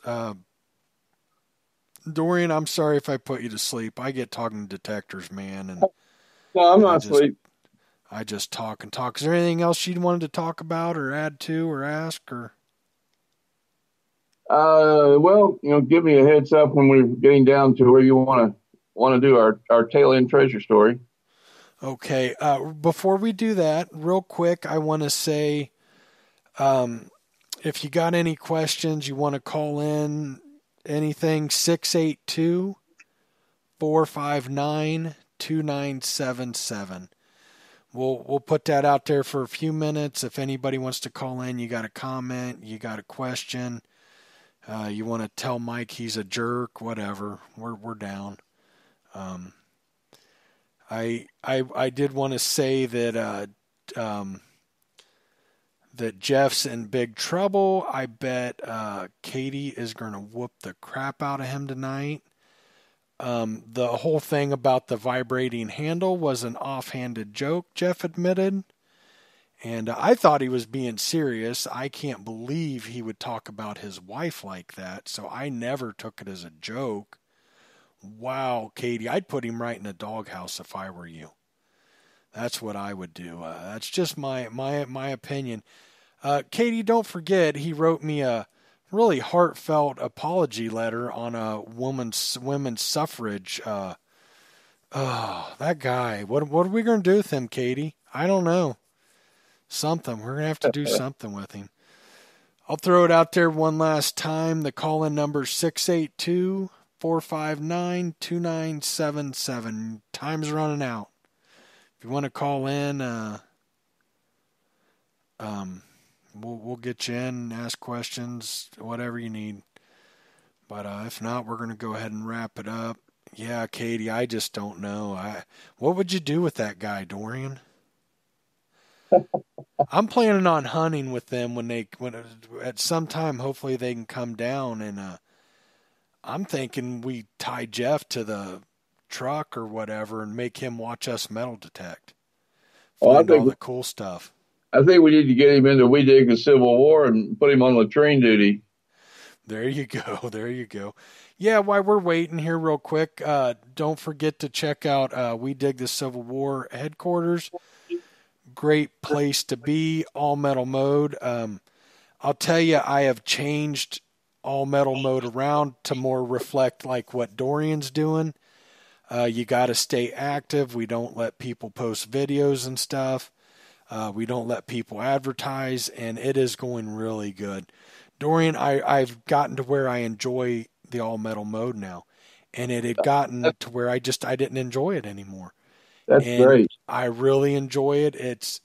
We've had a lot of interaction. George Kinsey posts in there almost every day, and posts quite a bit, and I really appreciate it and love seeing what he's posting. George, message me soon and let me know if it's okay. I'd love to use some of your pictures, of course, give you credit, and put them in our submissions, like some of your buttons, and if you could give a little more detail on them, I would love that if it's at all possible. If you don't get back to me, I'll know it's not okay. So, hey, Mike, one thing I would suggest that has really helped, if there's one big thing that has made a difference in our little group, it's really being, I hate to use the word strict, but being insistent that people give backstory with their posts and not just say, found this today. I was on all metal mode the other day, and I found myself getting a little bit of resistance because I kept seeing posts where that kind of thing was, there wasn't enough backstory or information. I wanted to know more about what I was seeing, and it wasn't there. And I've been trying to pry it out of George, and George cracks me up. It's so hard to get information out of George, and but I love him. But yeah, I do need to work on that more and get more interaction out of people and stuff. And oh man, okay, we got a call in. All right. George, how you doing, buddy? You with us, George? Yeah, can you hear me? I sure can. There you are. You interrupted my sleep. I apologize, George. I apologize. Yeah, Dorian, I agree. And George is tough, though, to get more information out of. And I'll ask him for more information, and he'll give me like 3 words. He's a tough one. He's tough on me. He likes to give me and Matt especially a really hard way to go. I think it keeps a smile on his face. But Matt's a jerk. George just messes with me. Matt's got it coming. Ain't that right, George? Is that about right? If you say so. If I say so. What you calling for? What you calling? I can't sleep because of your babbling. Oh, do we need to bring it to an end? Is that what you're saying? We need to close it down for the night? No, you just need to get your facts straight. That's all. My facts about what? My facts about what? Just about everything you talk about. Wow. Give me an example. Oh, my Lord, Mike. Let's hear it. You have your retractable shaft. Okay. Do you scrape your knuckles when you detect? Do I scrape my knuckles? No. Well, good then. That means your shaft is long enough. Yeah. Am I missing something here? I'm missing something, aren't I, Dorian? Right over your head. Right over your head. Right over I'll never tell. I feel like I understand you better when I've been drinking. I've noticed when I've been drinking. Something. Yeah? Whites never made double D coils back in the day on their 6.59 kilohertz detectors, which I used all of them. So double Ds weren't an option back in the day with a White's detector. They came up with a little small one later on down in more modern times, but we didn't have double Ds back then. Well, I never said they did. Well, I'm just saying there was no way to compare. Can George hear me? Yeah. Yeah. Hey, George, got a question for you. Did you ever work with a coaxial coil? Oh, yeah. Oh, yeah, you had coaxial coils. Absolutely. Yeah. We experimented with one. It was also called a stacked coil. It had three separate coils stacked on top of each other. Oh, yeah. Yeah. We actually at Garrett, back, in the late 70s there, George, at Garrett, we made a prototype. And honestly, that thing would pick up a BB at 18 inches air test. The problem was it was so sensitive that nobody could have used it because it was so sensitive to all the metal around it. Plus, the ground would have killed it. It would have been hard for it to work in the ground. A lot of detectors that air test that distance have trouble when you put the ground to it. That's why I hate those air test videos. You're absolutely right. There's some detectors, they'll show incredible depths on that air test, but when you do it in the ground, it's not the same. Well, when you look at filters and detectors, there's actually an air filter, a filter a detector will have for detecting in the air. But when you lower the coil to the ground, then a second filter will kick in. And that's the filter that handles the ground itself. So let's say you were doing air tests and you forgot to, change your discrimination settings. Well, when you lower that coil to the ground and another filter kicks in, it may cause you to miss targets that you had set the discrimination too low in your air test, because the ground's going to take over, and that's going to cause you to miss targets. Makes sense. Yeah, it does. Absolutely. Good advice. Now, you were saying that Whites didn't make a double D back then. You couldn't compare it. I'm not sure what you're referencing that to. No, they never. You were talking about comparing a double D. I think you all were talking about concentrics and double Ds. Oh, okay. Earlier.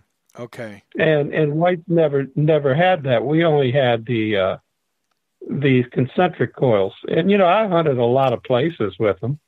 Was able to find a ton of good stuff with them. Yeah. But they never thought about that. And the accelerator coil years ago came out with a big double D, and man, I tell you what, trying to find one of those is impossible.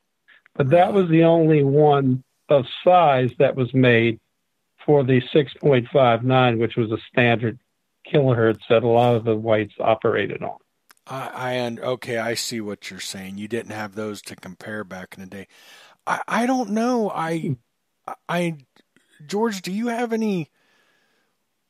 I mean, is it just me? Am I overlooking something, or am I just flat out wrong? In Ohio, where the soil's very calm, I tend to do better with the concentric coils in highly iron-infested sites.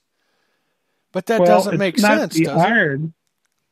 Well, it's not the iron infestation that's why you do better. It's the soil itself. The concentric coil will always work better in soil of low mineral. The double D kicks in when you got extreme minerals. It seems to do a better job. I don't think the nails themselves have anything to do with it. You can tune those out with either coil. Okay. So I just think it's ground conditions are poor here where I live, red clay. You have to double use D seems to do a better job. Yeah, you almost have to use double Ds there, right?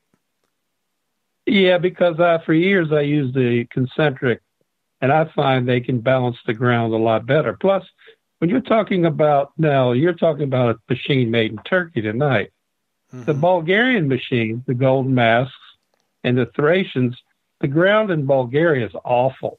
I mean, they have this severe mineral, just like what we have here. You could take a cow magnet and run it along the ground, and you'll pick up the mineral that's so severe. That's why those detectors, like a Deep Tech, I want to see this Vista X. I think that's going to be pretty amazing detector. That's why they work better. They're tested and made to work in extreme ground conditions. So when they bring them over here to the United States, I use them in bad ground, all the way that's Iron Belt that runs all the way up the center of the country through Georgia, right up through Central Virginia. These detectors work almost flawlessly because they're made to handle that type of situation. Yeah, I'm excited. I've got one. The Vista X will be delivered tomorrow in Ohio.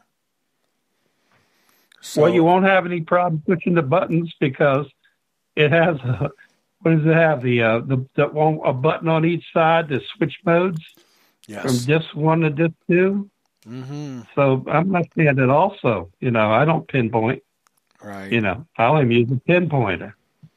That's why I like you so much. You're left-handed as well. And I told you, let me get some time on it. Let me get it, where I can do a review, and I will get it sent out to you, and hopefully we can get it to you, and you can still. When are you getting your ankle fixed? Going to the surgeon in November. I think it's the 11th, and we're going to decide on a date. It depends on my work schedule. I'm kind of the only person that can do what I do in this company. And, as we get past Thanksgiving, business slows down, and then I'll have more time to take care of these things. So you're probably not even going to want it for this year, probably for spring? Oh, no. No, I won't need it. I won't need any detector at all. Okay. I won't be able to do anything. When you're ready for it, you let me know, and I'll send it out to you to borrow and play with, and I'll do that. That's not a problem. Appreciate it. Yeah, I'd love to get it in your hands and see what you think. I think I'm going to love it. You've talked them up, so I think I'll love it in the field. I do. Yeah, they're very good they're very good beeping diggers. And now that it's smaller, more attractive, always going to be deep as hell. And, a lot of detectors, the Garretts, a lot of the machines, the Fishers all have the double discrimination knobs, several machines. But I think it's more than that with this one. I think they're just, better for at least for the ground I hunt in. But maybe not other places. But time will tell. And look, let's talk about something why Nocta will never, ever be the leader in the industry. What's that? It's a very simple reason. If you look at YouTube, which is how all these companies do their business with people who make videos, and you look just look at, let's say, Garrett, the people that use the AT Max. There are millions of people that watch those videos. I mean, millions. Yeah. You look at Nocta Macro, you got maybe, I don't even think you got 100,000. So how can they overtake any company, no matter what their product is? How can they establish themselves when they don't have these people who get these many subscribers for people to watch? It's sad, really, because a lot of people are not going to know about that machine.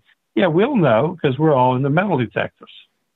But most people will never, ever know about them, especially people that don't, shop on the internet. Right. Your local dealer is not carrying it, man. Right. That's true. I agree, but you look back, roughly 2 years ago, somebody said, Nocta or Macro, one or the other, because they weren't together then. And I thought, well, who the heck's that? No, they were separate. Yeah, I've used all their machines. Yeah, they were separate. And I didn't know. Well, then I found out they were the same company and all that. Yeah. And, but if you look at how far they've come in just the last couple years, they're making good headway. I mean, it's not the United States market's not easy to break into to begin with. I don't care how much you spend on advertising or how many videos you've got, man, these people, Garrett's been around forever. White's been around forever. MindLab's been around forever now. Technetics, Fisher, you know what I mean. And it's not easy. It wasn't easy for MindLab 20 years ago to come into the U.S. market. And I think Nocta Macro's making really good headway. Are they there yet? Well, this No. is going to be the next to last chance they have. The last one being a multi-frequency machine. Once you get past that, there's nowhere else to go. And how long before the multi-frequency comes out that the Simplex falls by the wayside? And look, that was the way it was with all the American companies. You get 10 or 11 damn ADSs, at least up to a 10X. White's had several series of detectors. That's how they took your money every year. They Right. gave it a new number and Right. basically gave you the same machine. Well, yeah, some of the companies are still doing that. Still doing that. They're falling by the wayside. Well, that's what Nocta's doing. They're coming out with lots of machines. Mm-hmm. And, I've got a whole wall full of them over there that I couldn't sell for half the value I paid for them. Because they aren't as established. Yeah. I agree. Yeah. That is one of the downfalls to deal with. I mean, if you want to knock the macro, you're going to have to stick with it. I think this Simplex is going to change things around. There's a lot more buzz about this Simplex than all their other detectors I've seen put together. Well, that's buzz. It's still not the cold, hard facts.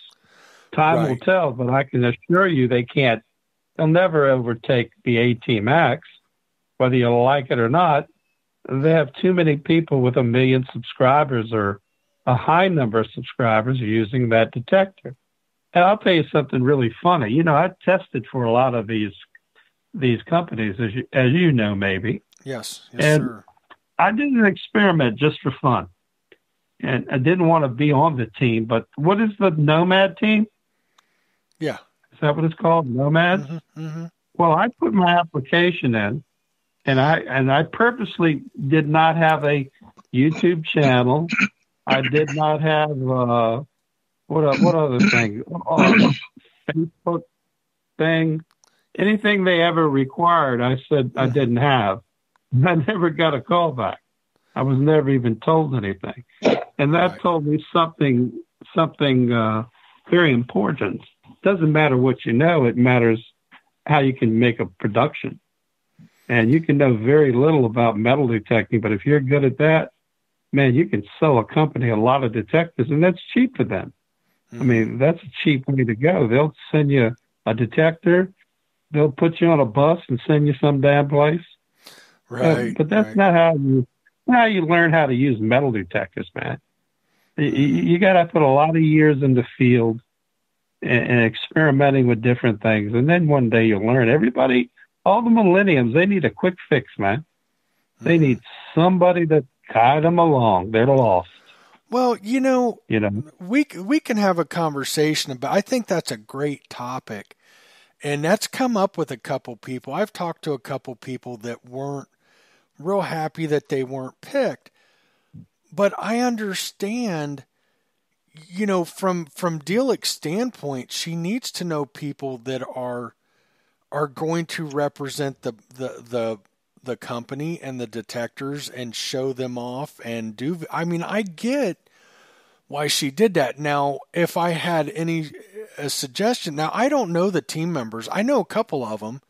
But really, their experience and all that, I don't know. I've heard of some of the names, but any manufacturer, to me, should have a couple of people on the team that are really knowledgeable like you, and they need to. You need to be more of a tester than on a team, because you can run a detector and you can give good feedback. I mean, we know what happened. I mean, the MX Sport. Anybody I know who's used that have liked it, but they hurt themselves horribly when they came out with that metal detector. The team had supposedly used it, and they were getting target smearing real bad. Well, White's went and fixed it real quick, but the damage was already done. We talked about that before. Yeah, they need, you got to have good testers that'll give you good, honest feedback and not just what you want to hear. The stuff, some stuff that I've tested, I've made suggestions. There was one detector, one that I like a lot, that I sat down and probably sent 2 pages worth of, here's an issue I'm having. It's not major, but it is something that should be corrected.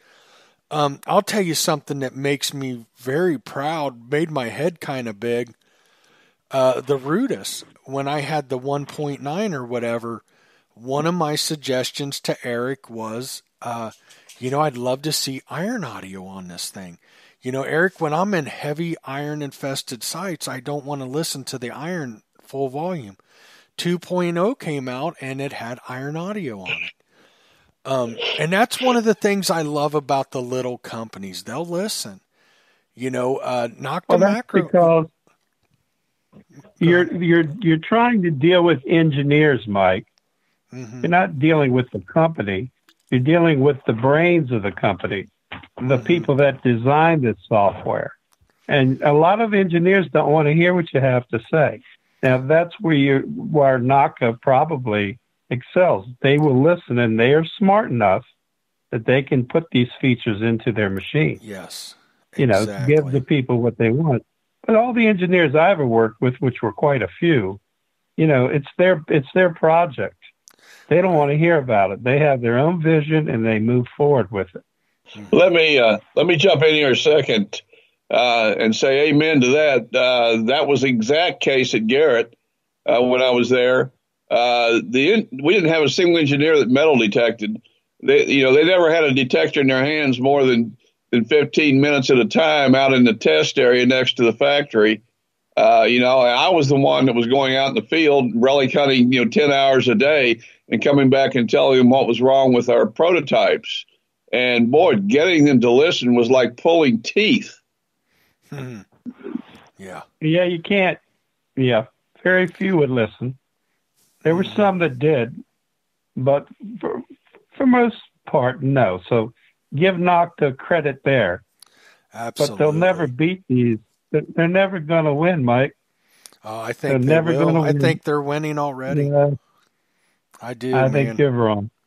Well, we'll see. Well, we'll agree to disagree. Well, let me say this.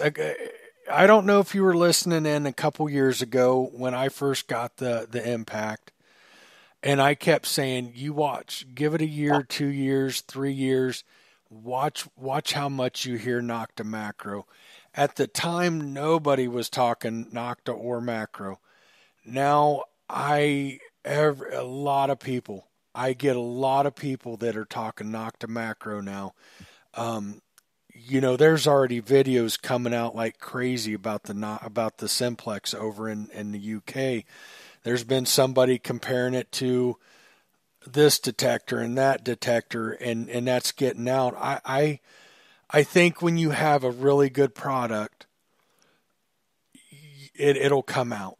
And I can tell you, maybe they're not there where Garrett is and some of these other companies and stuff.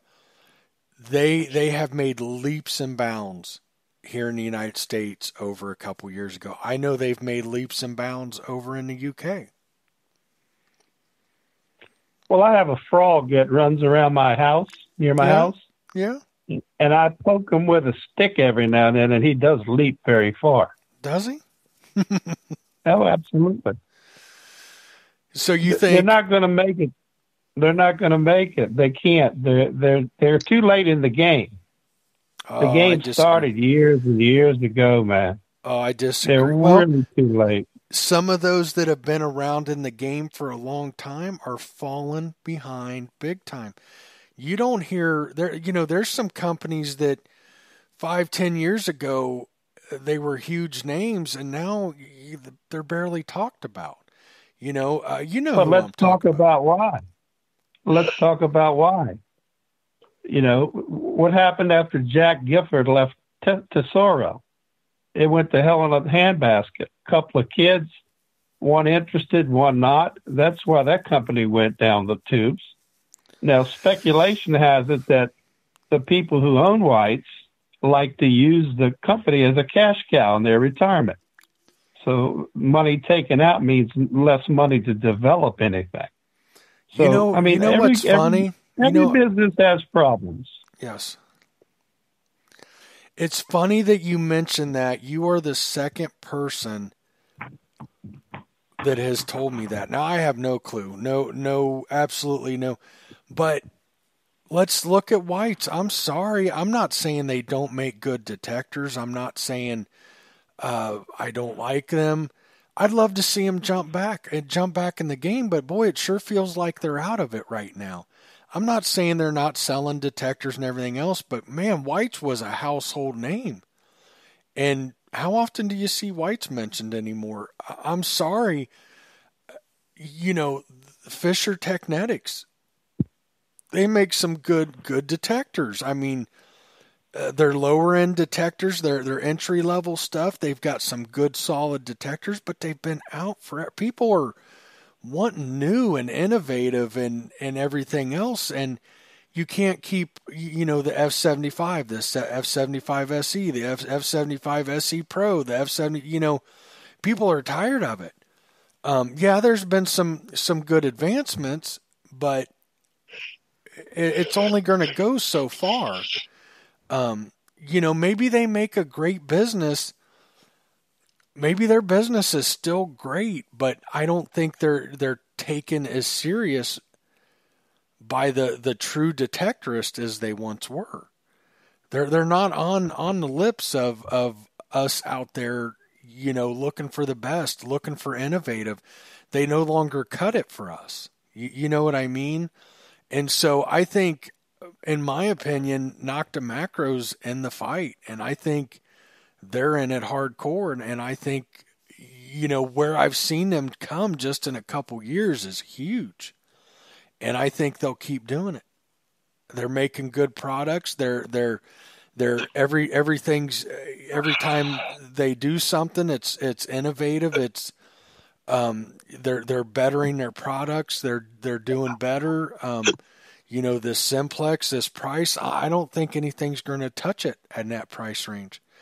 Do I hope that Whites takes notice and jumps back in the game and Technetics Fisher? Absolutely.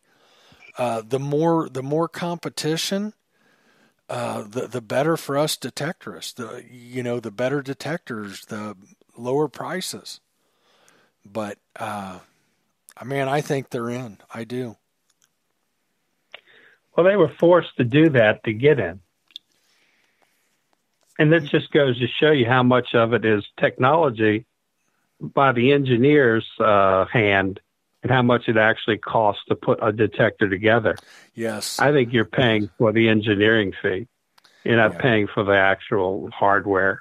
No, I agree. If they're going to expose you to their product, why not give you this incredible value to get their name out there? I mean, it's a very smart move. And yes, the consumer will benefit, but will it get them to where they need to be? I say no. We'll see. I think only time will tell. But I think I've definitely seen them come leaps and bounds. From when I didn't even know who they were to, talking about them and everybody, who's Nocta Macro? People know them now. People, I think the Amphibio was a big jump. I really took off with the Amphibio. I started noticing it on people's mind now, and people now knew who Nocta Macro was and all that. But I think, man, I'm telling you, I disagree, but it'll be interesting to see. It'll be interesting. Without the pushers on YouTube, you're not going to get it. But let's hope so. They're good people. They seem to care. They do. So I wish them well. I think you'll see. I think you'll see the push. Yeah. I think even the people that I mean, we're already seeing videos out of the UK being compared to other detectors and stuff. Yeah, you're seeing people doing the same old stupid ass tests, throwing stuff down a damn hole, covering it up. Show me somebody out there hunting. I saw a guy do a beach video, which was impressive with the Simplex. He was actually digging in the water and doing things. Mm-hmm. Man, that's all I see when people do videos. How about taking the damn thing out if you're going to go hunt? Make a video like that. Well, and besides, the UK ground's mild. It's mild ground for the most part. Mm-hmm. Well, I don't know how the Simplex Simplex is mild ground. You may get something out of it. Mm-hmm. I don't know how it's going to perform in mineralized ground. I have no clue. I will say the part of Texas I'm in where we don't deal with mineralization. But what entry level detector is killing it in mineralized soil? I'm guessing none. I'm guessing the A series doesn't do it. And George, I agree with you. But the rest of them, I mean, that's what YouTube is. They're throwing stuff, but they're doing that for the Max and the AT Pro and the 800s and all that. I mean, I understand your frustration, believe me, but I also think that's what the rest of them do. I mean, people see those videos, ooh, that target's, buried 8 inches and the Simplex picked it up. Well, they're doing that for everything. I think it's silly, but that's what the world's become, man. Not saying I like it. Well, lucky for me, it's not my world. Right. I think this is what happens, Mike, when I'm cranky and I need to go to sleep. Go to sleep, George. Go to sleep, buddy. Go to sleep. Scott Dubé just posted a video link. He said, "You want to see the Simplex in a real hunt with real treasure found," and he put up a link. I know the Dubés do that. They do videos of them out in the field actually hunting. But I'm not going to keep you cranky. Get to bed. Oh, thank you, sir. I appreciate you giving me permission. Thanks for calling in, and always appreciate it, George. Message me tomorrow or something. No, you can't use my pictures in your magazine. Why not? Come on, man. You need to share some of that stuff around. I got a few hundred more pictures. I just got to distribute them out slowly. Dorian, how do you put up with this guy? Right. I take a lot of tranquilizers. Yeah, I need one right now. No, I'm just kidding. We'll talk to you guys later. Good night, sir. Okay, Have George. a good night. We'll talk to you soon, buddy. 99. Don't let the bed bugs bite. No, I don't have those here. Oh, good. All right, I'll see you guys. Good night, George. Night. I sure like him. I like when he calls in. I'll tell you, Dorian, I you know what? I feel like I know quite a bit about metal detecting. I know you do, but to be honest with you, he probably puts both of us to shame. Oh, no doubt about that. Man, that guy knows his detectors, and we've got the Dubés in. Scott jumped in. They do make some really good videos, and they do get out and hunt, and they show real videos.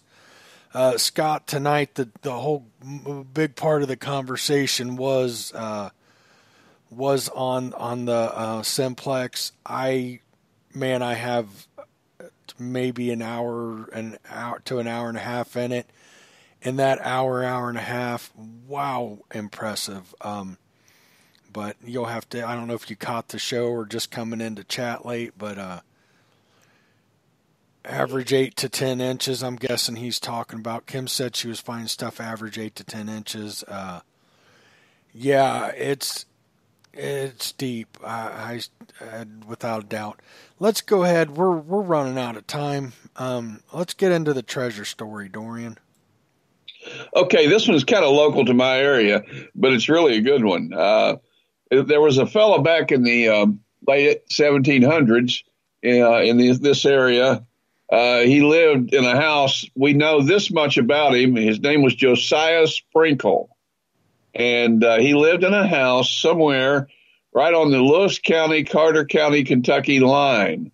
We've not been able to locate the house site. He worked a vein of silver on the Laurel Fork of Kinnick Creek, and he made his own silver coins. Hold on real quick. Kinnick? Yeah. Do you know what Kinnick is?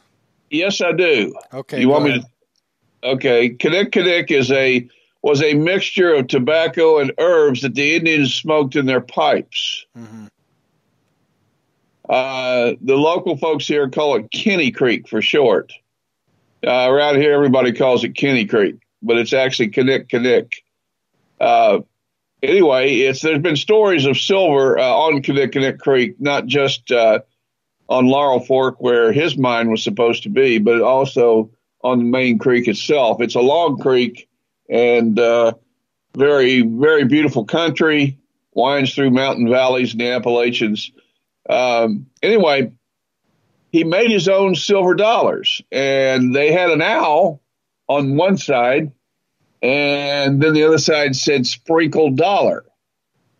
He didn't try to imitate, or copy the design of United States silver dollars. But that didn't stop the authorities from eventually arresting him on counterfeiting charges. And there's a recently discovered a big old two-chimney early house that I had thought would be a good place to metal detect. Turns out that was the first courthouse in Lewis County, and that's where Josiah Sprinkle was charged, or his counterfeiting trial took place. So a number of people tried to get him to tell where the source of his silver was. His mine on the Laurel Fork of Kenny Creek has never been found. It's still lost. But the fact is that he did absolutely have a rich silver mine. During the trial, it came out that there was actually more silver in his dollars than there was in a U.S. dollar. And because he did not try to imitate the image of a U.S. coin, he was found not guilty. Oh. And he paid his lawyer in front of everybody with 70 sprinkled dollars. And these sprinkled dollars are so rare, so valuable that even just to find one, you've got a fortune on your hands. So there's been rumors that there's one or two in the hands of people here in the local area, but I've seen pictures, but I've never actually seen one. But it's a mystery. I don't think his dies have never been found that he made the coins with, like I said, or his silver mine. So there is a genuine lost treasure still awaiting, after 200 years, still awaiting someone to discover. Wow, that would be incredible. What Truly. A neat story. What do they look like? Can you get us a picture sometime? I believe I can. I believe I can.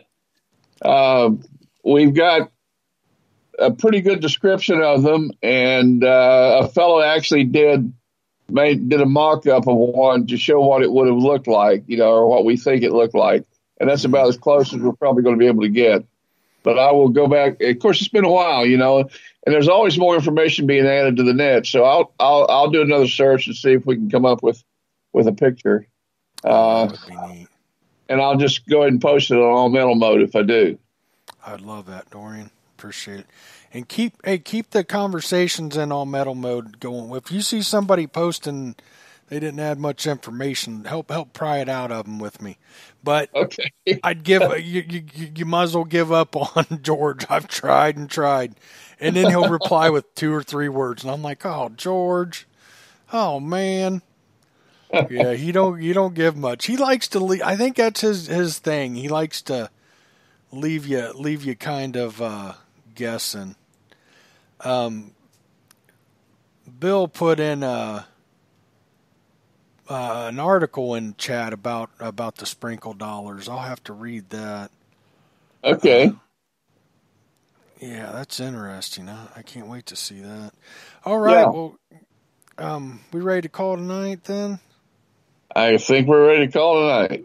Good deal. I'm about beat. Remember, folks, next week I'll be on. It should be normal week.